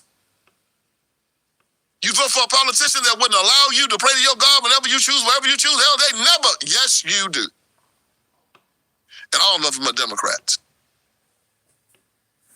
As much as we love family, you never vote for a politician that would vote for all of these welfare laws that would run the man out of the family. You never do it. Yes, you do. And the NAACP said we can do this because we know you Negroes aren't going to do anything except accept it. And then you're going to try to turn on your white Christian neighbor who has basically the same values as you, who don't do you any harm. They told you that these white folks are like the Legion of Doom. They're sitting around at night just plotting to try to make Taquayshawn Jackson's life a living hell. The meeting will come to order. The Legion of Doom is now in session. It is the purpose of the Legion to align our infamous forces against the powers of good and defeat them, leaving us, the rulers of the world. Taquayshawn is about to get a job, y'all, down there at Chick-fil-A. We got to go up there tomorrow and we got to find some way to make sure he don't get that job. Jimbo? Yeah. You go down there and you tell me so-and-so at Chick-fil-A out the hair Taquayshawn. I got it, boss.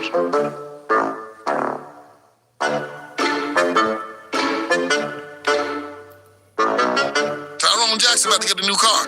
Right. He got the down payment. He got good credit. Go down there and you tell that man not to get Tyrone that car. I got it, boss. You think that somebody's just sitting back all day long just doing that kind of stuff to y'all? It's your imagination. The Bible said that the sluggard so freaking lazy that he'll find imaginary reasons not go find a job. The Bible says in Proverbs that sluggard will say that I can't go out to find a job today or work because there's a lion sitting outside my door that'll probably devour me. That's you guys coming up with excuses about why you can't do things. And the NAACP and Barack Obama and the rest of the Democrats feed you these lies. I'm telling you, y'all, these people are not at all concerned about you in that way. If you come out here and you work hard, they'll hire you. If you have something good to sell, they'll buy it. And if you're a good person, they'll treat you with respect. And if you happen to find one of the few that will not, you don't want to be around them anyway. You don't have anything to do with it. If he tries to bother you, pistol whoop him. See how easy that is? That's easy. Don't try to beg for his affection. Don't try to make him like you. Don't want to work for him. You just say, look, man, you better go home before I have to deal with you now. Fair warning. And if he doesn't, light him up.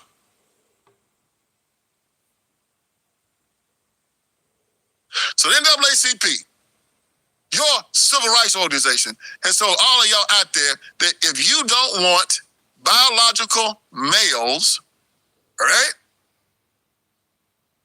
competing in sports with your daughters and going into the locker rooms, showering with your daughters, and going into the bathroom, flicking and flacking around with your daughters, something wrong with you. The NAACP has said that if you don't allow the public educational system to sexually groom your children, you're a bad person. Sick. The NAACP has said, they have said that if you don't allow the government to use their money to castrate your children, sexually mutilate them, sexually mutilate their genitalia, you're a bad person. Well, y'all got a decision to make because God is watching you. There's no way you're going to get around it. I am informing you about who these people are. You have these iPhones and whatnot. You can check everything I say. The NAACP, like all democratic organizations, are evil. Is an evil institution. Part of perverts, liars, psychopaths, anti-Christian bigots. Just like the Southern Poverty Law Center, they found out these jokers were not trying to stop racism. They were funding it. Yes, and the Human Rights Campaign is after your children. And NAMBLA and all of them. Yeah, Planned Parenthood wants to kill them all. And the teachers' unions want to keep them in the school so they can just get money from them and not educate them. And you people are just like you were with the Confederacy. You are helping to fund your own oppression. And then you complain about it. You are responsible for everything that's happening to you. And you could change it tomorrow if you had the courage. And I believe there are many of you that will hear this and say, well, I will be that gum. I'm done with NAACP and I'm done with those Democrats. That's what I'm hoping. All the people out there who's listening to this, share it. Send it to your best friends. Send it to the black folks that don't believe it and tell them to check it out. So when Jesus comes back and they try to say, well, Lord, I didn't know. He said, yeah, you knew. Send it out to everybody. You guys working on the job with a bunch of ignorant black men always talking about how you racist. Send it out to them and say, this is what you voting for. But yo, ignorant, excuse me. Yeah, I'm calling you out. I'm saying it as emphatically as I can. That if you vote for the Democratic Party, you're a man, hell yeah, you gay. You down low. Or you extraordinarily stupid.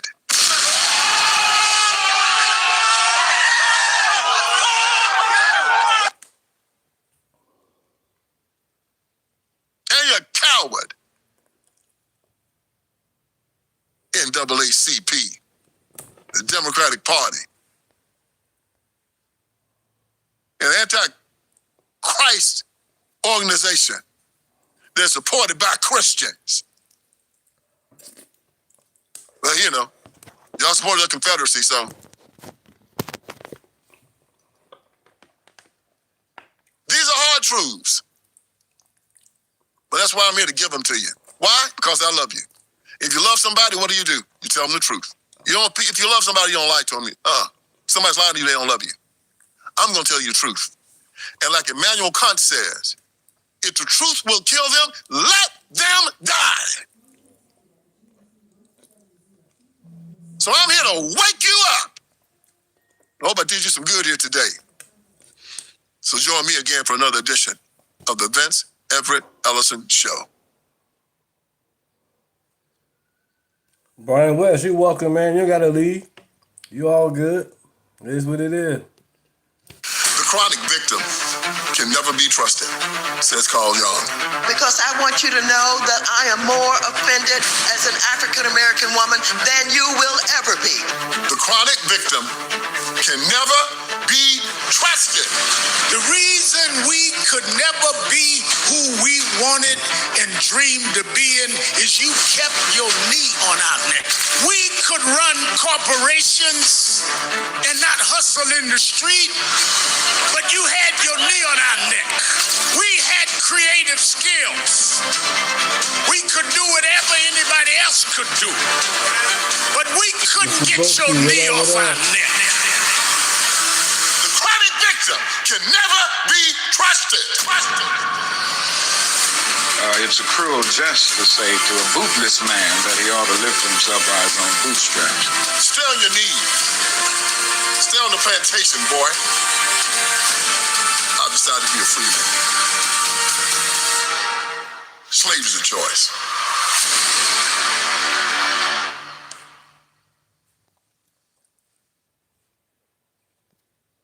I'm April Chapman. And I'm Vince Everett Ellison. There's a victim narrative in the United States of America that says you have no control over your lives, no control over your agency. And they're basically saying that you're an animal, that you're a slave. I don't believe that. I don't think it's ever been the case. As an heir of Jesus Christ, and as a child of God, I cannot be oppressed. I cannot be a victim. I do not think I am, nor do I think that any American ever has been, or any person. And the entire Trump says the deal with Iran is over. Listen to this. We attacked very powerfully last night. The very dangerous people from Iran. They're sick. There's something wrong with them. They start shooting rockets at ships yesterday. And so we hit them very hard last night. Very hard. I would say 20 to 1. 20 times tougher. I told them every time you hit, we hit. And of course they're dirty players, so they go after everyone, probably including me. I've been number one on their list for years. And so we don't like them. I don't like them. How do you make a deal with people who say they want peace one week and then the next week are doing this kind of thing? Is the ceasefire over? Is the ceasefire done? Is the MOU dead? It's a very interesting question. To me, I think it's over. I don't want to deal with them anymore. They're scum. You know what scum is? They're scum. They're sick people. They're led by sick people. And they're vicious, violent people. And if they had a nuclear weapon, they'd use it. As far as I'm concerned, it's over. I'll speak to our negotiators. They want to negotiate. They're good people. Steve Witkoff, Jared Kushner. But they have to come back to me. As far as I'm concerned, it's just a waste of time dealing with them. They're liars. We make a deal. And if I make a deal with him, we have a deal. And he goes out, he talks. We make a deal. Everyone's agreed. No nuclear weapon. We make a deal. They go outside, talk to the press. They say, we never even talked about it. There's something wrong with them. They're cuckoo. As far as I'm concerned, it's over. And remember, this entire time, what's been happening? We've had a negotiation. We've had a breakthrough. They've agreed to everything, and then they get out there and they go on TV and they say, no, never happened. This is our strait. We control it. And if the U.S. doesn't leave, they're going to pay. And people thought Iran was playing Trump, tricking Trump this entire time, but he's known this was going to happen. Watch. Does this mean that talks with Iran will not resume? I don't care. They can talk. But I think they're wasting their time. They're a bunch of lying guys. I do it my whole life. That's all I do is deals. My whole life that's how I became president, I guess. That's a deal too, right? But I made a lot of money. I had a lot of great success. Tremendous success. Everything I did, I was successful. And I deal with these guys and I say, this is from a different school. They're liars. They're cheats. They're sick people. They've hurt their people that were protesting. You know, when people say, how come they haven't taken over? They can't take over. Nobody's going to take over. They have no guns, and the other side has machine guns. But they're bad people. They're bad people. And frankly, I don't want to waste my time with them. Now, I'll let our wonderful negotiators keep talking if they want, but I don't see it. I don't like these people. You know that? I like him. I like the leaders. I think all of these leaders. And I think they didn't treat the United States fairly for many years, but that's okay. But where is Trump sitting right now? What room is he in? Oh, yeah. He's at the NATO conference with all of the leaders who decided not to help America when we got into this conflict, which is for the benefit of the Iranian people and the entire free world. But now things have fallen apart. I suppose some of our allies are happy that they fell apart because they think that's somehow good for them for Trump to lose because they think this is going to get rid of Trump. But Trump's been doing deals his whole life. Everyone knew the Iranian regime was not going to come out of this agreeing to anything, abiding by any of their promises, even though they went on TV and at one point said that they had a deal and said that they were going to do things. Everybody warned about this. Everybody knew, which can only mean that today's events and the fact that these talks have all collapsed was the expected outcome, and this has all been allowed to happen. We attacked Cargill Island last night. We knocked out a piece. I said, don't touch the oil. Because maybe we'll take over Cargill Island. We may take over Cargill Island. Wow. There's not a thing they can do about it. But I said, don't hit the pipes. Just hit everything else. Wow. They may hit it again tonight. So, as for your question, normally I'm not that way. But they're saying they want to make a deal, but they don't. They asked for a timeout. They wanted to go to the funeral of Khomeini. And I said, give it to them. And they start shooting missiles. I mean, it was a crazy thing. Interesting thing about this, Trump says that the U.S. recently attacked Karg Island, but preserved the oil infrastructure. Now, if Trump takes over Karg Island, that will allow the United States to reblockade this whole area, completely cutting Iran off from the 7 seas. At the exact same time, the U.S. will be running Iran's oil infrastructure, which is the whole reason they don't want the blockade here in the first place. So the blockade could very soon get worse. The United States could turn Iran's own money-making machine into the operation that funds the blockade and continues the pressure on this regime in a way that is sustainable for America and the global economy, but not for them. Think about that. And it seems like NATO is getting behind some of these ideas anyways. Look at this. What is your reaction on the recent U.S. attacks on Iran, and why don't you fear that this will overshadow this summit? Well, I think it was absolutely necessary because when you have a ceasefire and Iran is basically violating the ceasefire, we see what happened yesterday with ships being attacked. I think it is totally crucial that the U.S. forcefully reacts. Did you hear that? NATO now agrees that this conflict is in the best interest of the free world to get behind. It's taken a long time, but now, after a long ceasefire that the world watched Iran break every single opportunity they had to break it, everybody realizes, gee, these guys don't actually want peace. And those of you watching have been clear. You've said, hey, Trump shouldn't let these guys get a deal. This deal is bad for America. Well, that horrible deal that was so bad for America and was a gift to these guys and was the best thing they were ever going to have happen to them and totally was going to empower them, it wasn't good enough for them. And now it's almost as if this whole long negotiation convinced the rest of the world that this is finally a conflict that requires a coalition effort. But are we going to get that out of NATO? But I was really testing. I wanted to see whether or not they'd be there. And the answer is they were. I spoke to Germany, I spoke to France, I spoke to UK, spoke to Italy, I didn't speak to Spain. Spain is a wasted cause. We don't want to do any trade business with Spain anymore, by the way. I'd like you to cut it off. Spain is a terrible partner in NATO. Wow. They don't participate, they don't pay. I don't want anything to do with Spain. Cut off all trade with Spain, please. Oh, so Spain's out. Visits. Okay, we don't want anything to do. Watch them come running back. Oh, they'll come running back. They treat this man terribly. Trump is at this NATO summit to send a message to NATO that it's time to be NATO for once. And this man's a good man, too. Great man. They're lucky they have him. But Spain doesn't agree to anything. And you shouldn't carry them. I mean, you sort of automatically carry because you're protecting an area, so they're there. So they probably figure they have to protect us, right? But we don't have to. We don't have to trade with them. I don't want to do any more trade with them. All right? Take it immediately. Don't even talk to them. They're hopeless. Wow. Bad people because, they have everybody else going and paying and working. In Spain, in particular Spain, there are a couple of others, but in particular Spain, they're open about it. They're hostile about it. And let's see how hostile they remain when they call up and they, please, we want to trade with you, sir. We want to trade with you, sir. Wow. They make so much money with us, and we're going to see that they make a lot less. I want no business with them. Speaking of money, speaking of those who agree to things and then don't keep up with their end of the bargain, Iran just lost a lot of money. The U.S. Treasury Department's decision to revoke the authorization it had given to sell oil internationally and in U.S. dollars, this given to Iran. This after several tankers were hit by projectiles in the strait in the past few days. That authorization or sanctions waiver had been given until August 21st as part of that memorandum of understanding between the two countries, which reopened the Hormuz Strait. And that's now over, that memorandum of understanding. But now the question is, what is the path forward for the United States? Are they going to take over Karg Island? Is there something else that's on the table that Trump's been holding back? Because he says he doesn't want to do any more negotiations. He doesn't even want to talk to the regime. Go ahead and hit Karg Island to wreck their economic and oil structure.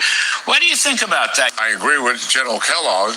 The evidence is pretty clear that the Iranians as opposed to changing their behavior in terms of what the negotiators are saying, who are dealing with the Iranian negotiator. I don't doubt for a minute that those Iranian negotiators have those aspirations that things will change or they are changing, but that's not who the decision makers are.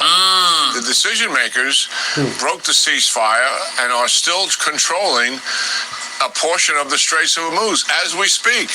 They intimidated 8 ships to turn around on Saturday, and they're telling people when you can go through the northern part, the closest part to Iran, and where you must go, and you pay insurance.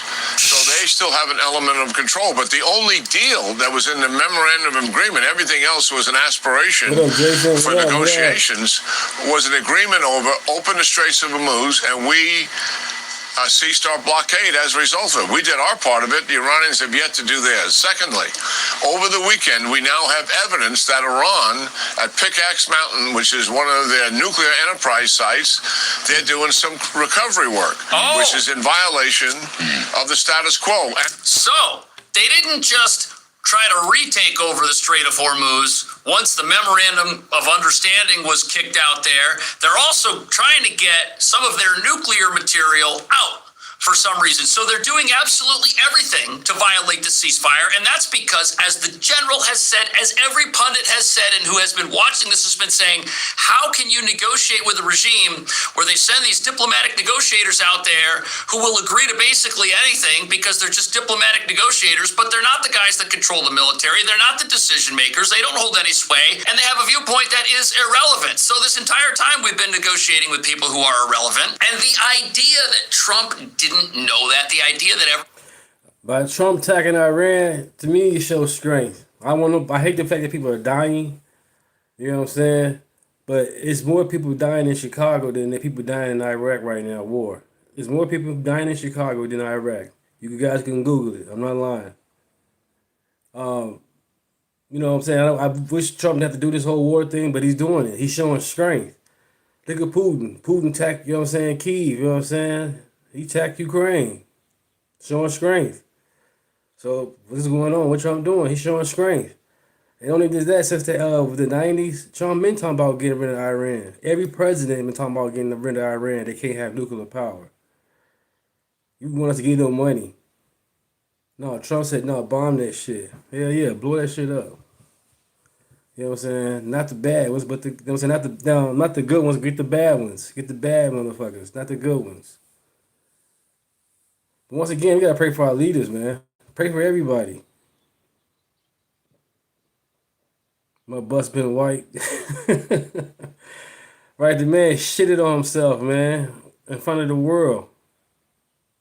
That shit crazy. Ask a man what's his favorite ice cream. He don't know what kind of ice cream he had. Chocolate chip. It's vanilla. There's no chips on it, Biden. Shit crazy.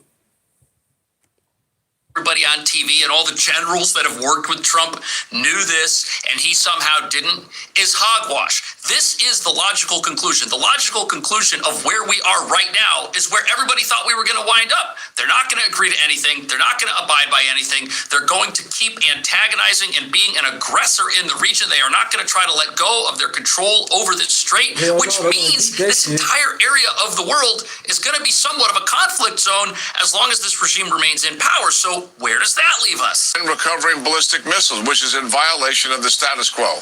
So what does that tell you? I think it tells you the people have changed that we're dealing with, but in terms of who they are and what they represent, they're much the same.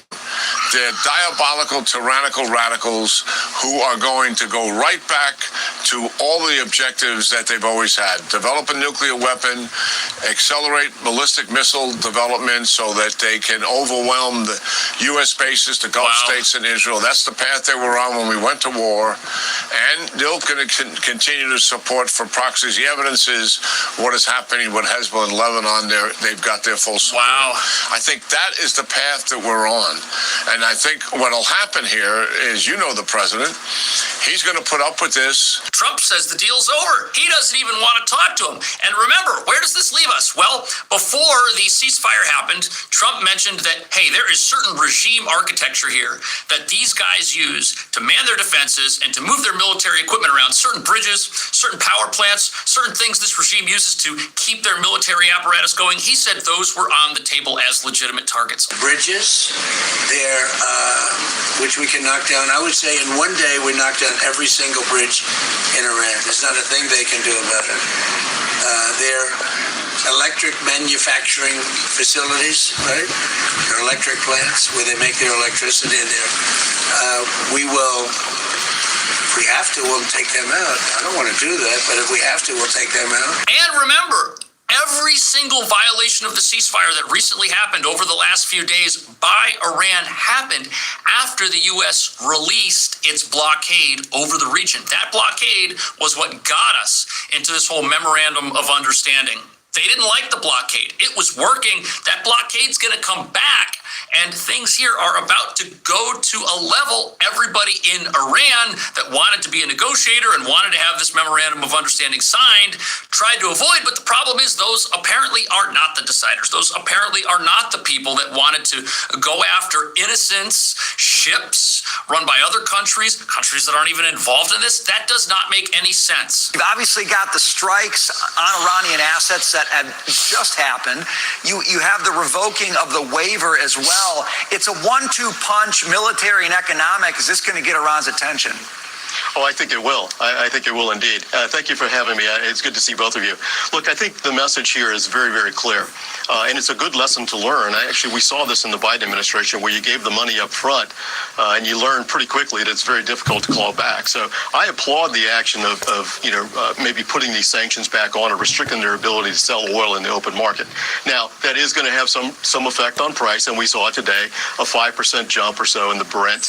But look, $72 a barrel is a long way away from $100 a barrel, which is where we were earlier this year.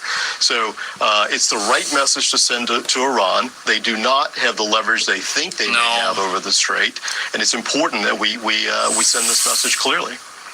Well, the narrative among energy investors and among the energy market is shifted to there's a glut of oil that's coming. A glut. Even OPEC Plus added another 188,000 barrels a day to its August quotas, and enough oil has started flowing out of the Persian Gulf via the sea or through the Strait of Hormuz, and then you got pipelines and other routes. There it is. This is the logical conclusion. The entire oil infrastructure of the earth has been rerouted around this area. This area, the Strait of Hormuz, is now irrelevant. You've got countries building pipelines around it. You've got countries that used to get their oil from this part of the globe now coming over to Venezuela and the United States to get oil from us and from Guyana. You have a hemispheric shift in where oil comes from, and you have these oil producers that have decided that they're not even going to try to get it out of the Strait area. Back in May, the UAE had a pipeline to bypass the Strait of Hormuz that was 50% complete. This whole area of the globe, it's likely to remain in a state of chaos, which was the logical conclusion here. Everybody knew that there wasn't going to be a deal that anybody stuck to. Everyone has been planning for this to happen, and that likely includes President Trump. And now we're in a situation where, regardless of what Iran does, everybody is making moves without them. They are literally getting left. Hey, y'all, and welcome to Politibrawl. My name is Brian, and Donald Trump does not hold back on these ridiculous reporters, and he puts the rest of NATO on blast for failing to live up to their standards. And oh boy, does he mean it. Let's dive in. The world is taking you at your word, sir, that the MOU is over, that the ceasefire is over. What happens next, sir? Are we on the cusp of a full-scale return to full conflict? Well, I'll tell you what happens next. We're never going to see Iran have a nuclear weapon, because that's much more important than the numbers you're talking about. The prices of oil are dropping like a rock.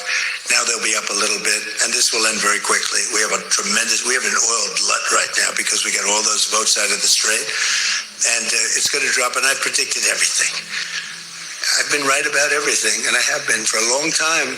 That's how I got to be president 3 times. That's how I won 3 elections. I did very well in the second one, won it. It was a rigged election. But I've been right, and oil's coming down. Now, I have to make sure of one thing, that we don't have lunatics having control over nuclear weapons. So we have that now. There's no way they have a nuclear weapon. We have cameras, as an example, on the site that those beautiful B-2s at 1 o'clock in the morning 10 months ago blew up. They blew it up. We have cameras, that's called Space Force, if they're in space. But we have cameras that can read the badge of the person going over to a site. Mohammed something. We say it's Mohammed something is there with shovels. Well, shovels won't get you there. The biggest machinery in the world probably won't get you there if you want to know the truth. It's way, way below. But we're watching that. And if anybody goes there, they get blown up. Stephen Nelson from the New York Post. I'd like you to address speculation that you're leaving Ankara not in the new Air Force One because of security concerns involving Iran. You've spoken today twice about them possibly assassinating you and possibly being successful. Did that concern have something to do with it? Well, I speak about it a lot because, the life of a president is very dangerous. It's 5.2%. You know what a race car driver is? 0.1%. A bull rider, that looks pretty dangerous to me. It's 0.1%. No, it's 5.2% is you don't make it. You should have told me you're an excellent reporter. You should have told me that years ago. Maybe I wouldn't have run. It's a very dangerous profession. No, I'm number 1 on the kill list for Iran. They're lovely people. I'm number 1. So I don't know. I can't tell you that, but I don't really care because I'm doing my job and I'm doing it, I hope, better than anybody's ever done it because we have a country that's hot and really, really successful. But I mention it only because it's on the list. I mean, it came out. There was another list came out yesterday, and I'm number 1 on. I like being number 1 on TikTok better, but I'm number 1 on the list for killing. Mr. President, it seems that the war with Iran may start again. What do you expect from your European allies? No, I don't think it's going to start again. I think it's going to go very quickly. They hit a couple of ships, and so we hit them much harder. When they hit, we hit 10 times harder. We hit much harder than they do. We have a lot better equipment than they do. We may even, somebody asked before, do you think you'll hit them tonight? I said, we might. Yeah, we might. But when they hit, we hit. It's what we use their language. We speak their language. No, I don't think so. I think anything that happens is going to be over very quickly, and we'll only make it safer, including for oil. Oil is going to be very free, very easy, and it's going to happen very fast. We have the Hormuz Strait. The boats have pulled out. I mean, there's a gusher of oil right now. We have a lot of oil.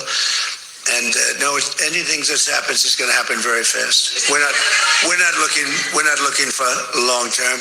Okay, go ahead, Red. Mr. President, you said today, Ines Delackett with MS Now. You said today that countries. You're with who? MS Now. MS Now. That's a failing network. Why would you want to work for them? MS Now. Can you imagine? They wanted to get away. They took the name NBC because they were embarrassed by it. Go ahead, let's go. When do you hear this question? You said today that countries like Spain, Italy, and the UK were not there for the U.S. and its war with Iran.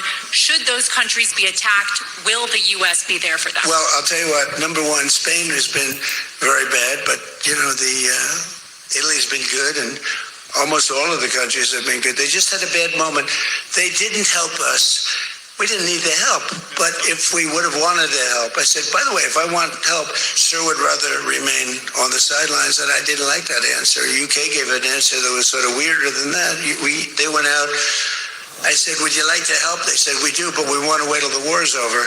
This was not in the spirit of Winston Churchill. So, Okay, all right, that's what's up. Real with Mike. That's what's up around 8 times Central. That's what's up, man.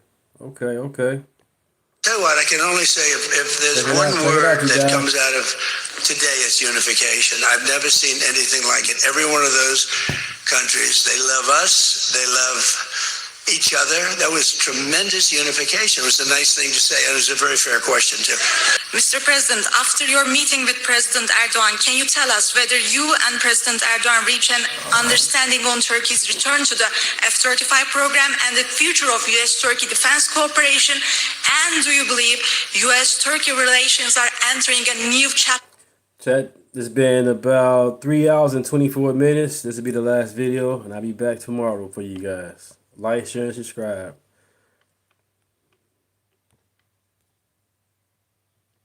Right now.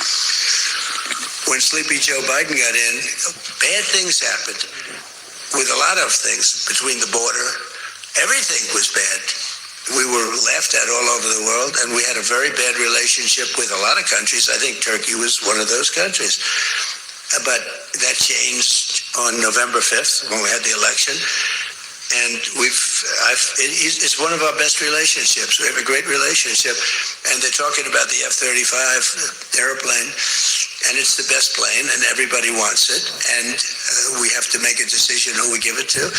I mean, my inclination, because he stayed out of, he's not a huge fan of Bibi, and he's not a huge fan of Israel, but he stayed out of that war. He could have gone into that war very easily, and he didn't. At my request, he stayed out of that war.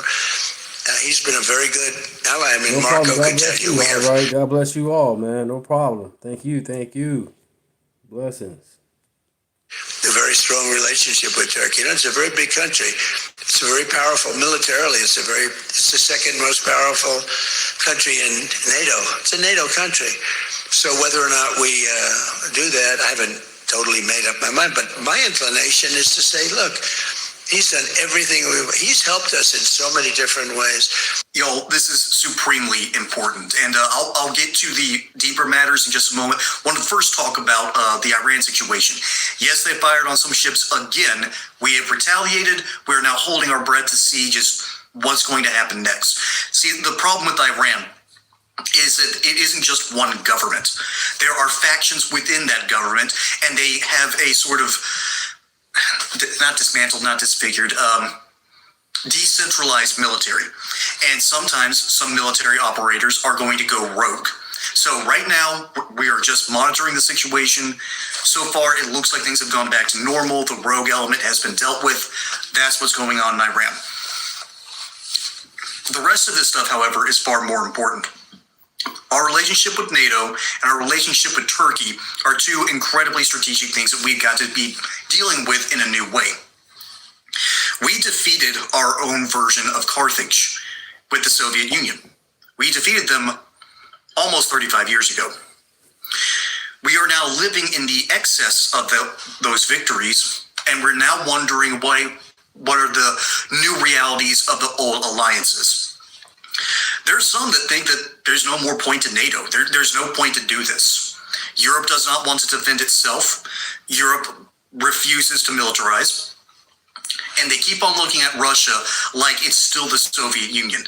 The whole reason the Ukrainian war is actually happening is because they want to use Ukraine as a giant meat shield against Russia and bleed it dry. Yeah. If that sentence sounds dark, it's because it is. And so, Europe wants to continue to use the United States as a proxy military to handle their problems. The thing is, we don't need to do that anymore. Our new foreign policy is essentially sell the weapons, use our ally, and have our allies use them. That's been a much smarter model. It keeps our military fresh for potential other actions, like, for instance, what happens if China attacks Taiwan. That's a far more existential crisis than this Iranian war, at least in my opinion. But the relationship with Turkey, that's a new one, because that's an intersection of two bigger things. One, we have used Turkey quite a lot, and it's been a useful partnership ever since the Cold War. After their revolution in the 1920s and their sort of reformation after the Ottoman Empire fell, Turkey and the United States has been not at odds, but in a necessary alliance. Turkey is one of those nations that is not well liked by the UN, and we're not well liked by the UN, and Israel's not well liked by the UN. But Israel and Turkey don't like each other because Israel's constantly thinking, what if the worst happens? This is why Syria is in the state it is, Lebanon is in the state it is, Jordan. And I quite literally mean the status quo of what's been going on. Not that they're at the root of these things, but all these nations that touch Israel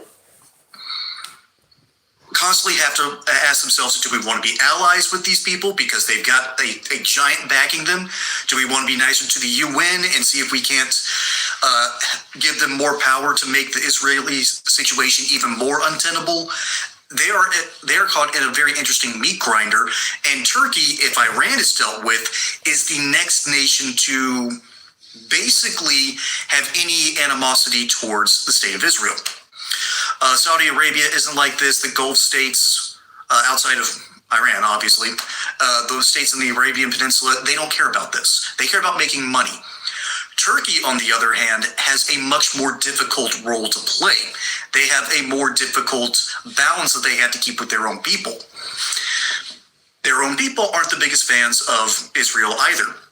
They're still a little bit sore about losing the Ottoman Empire.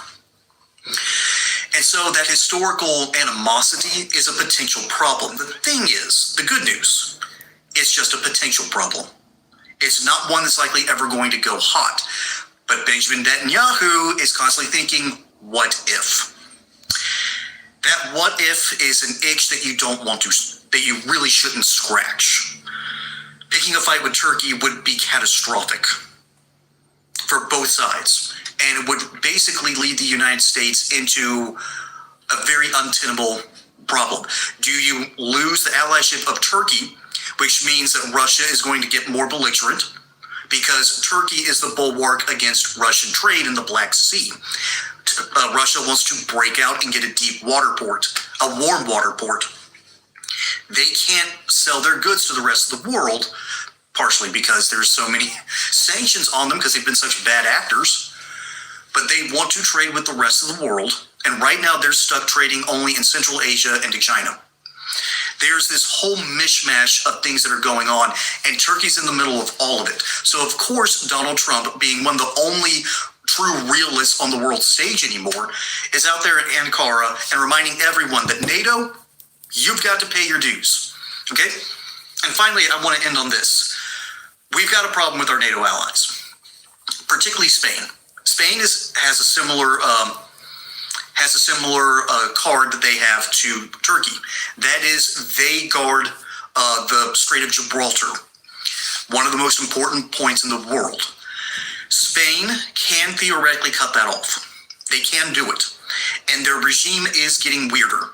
They have had these crazy leftists running around, making Spain just a much worse place, and it's getting more and more unstable.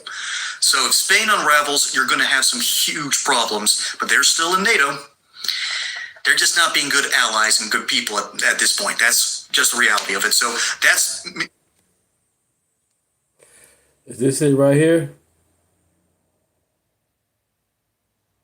All right, this is the one you're talking about?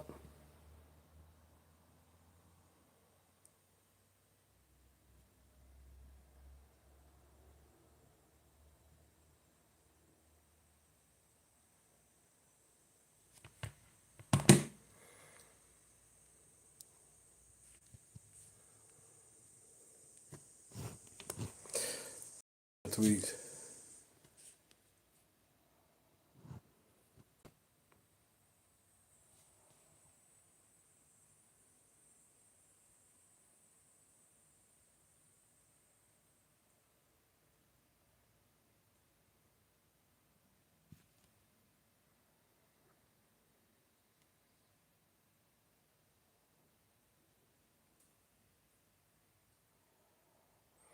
Well, I'm going to catch you guys later. I'll be back tomorrow. Appreciate you guys. Appreciate you.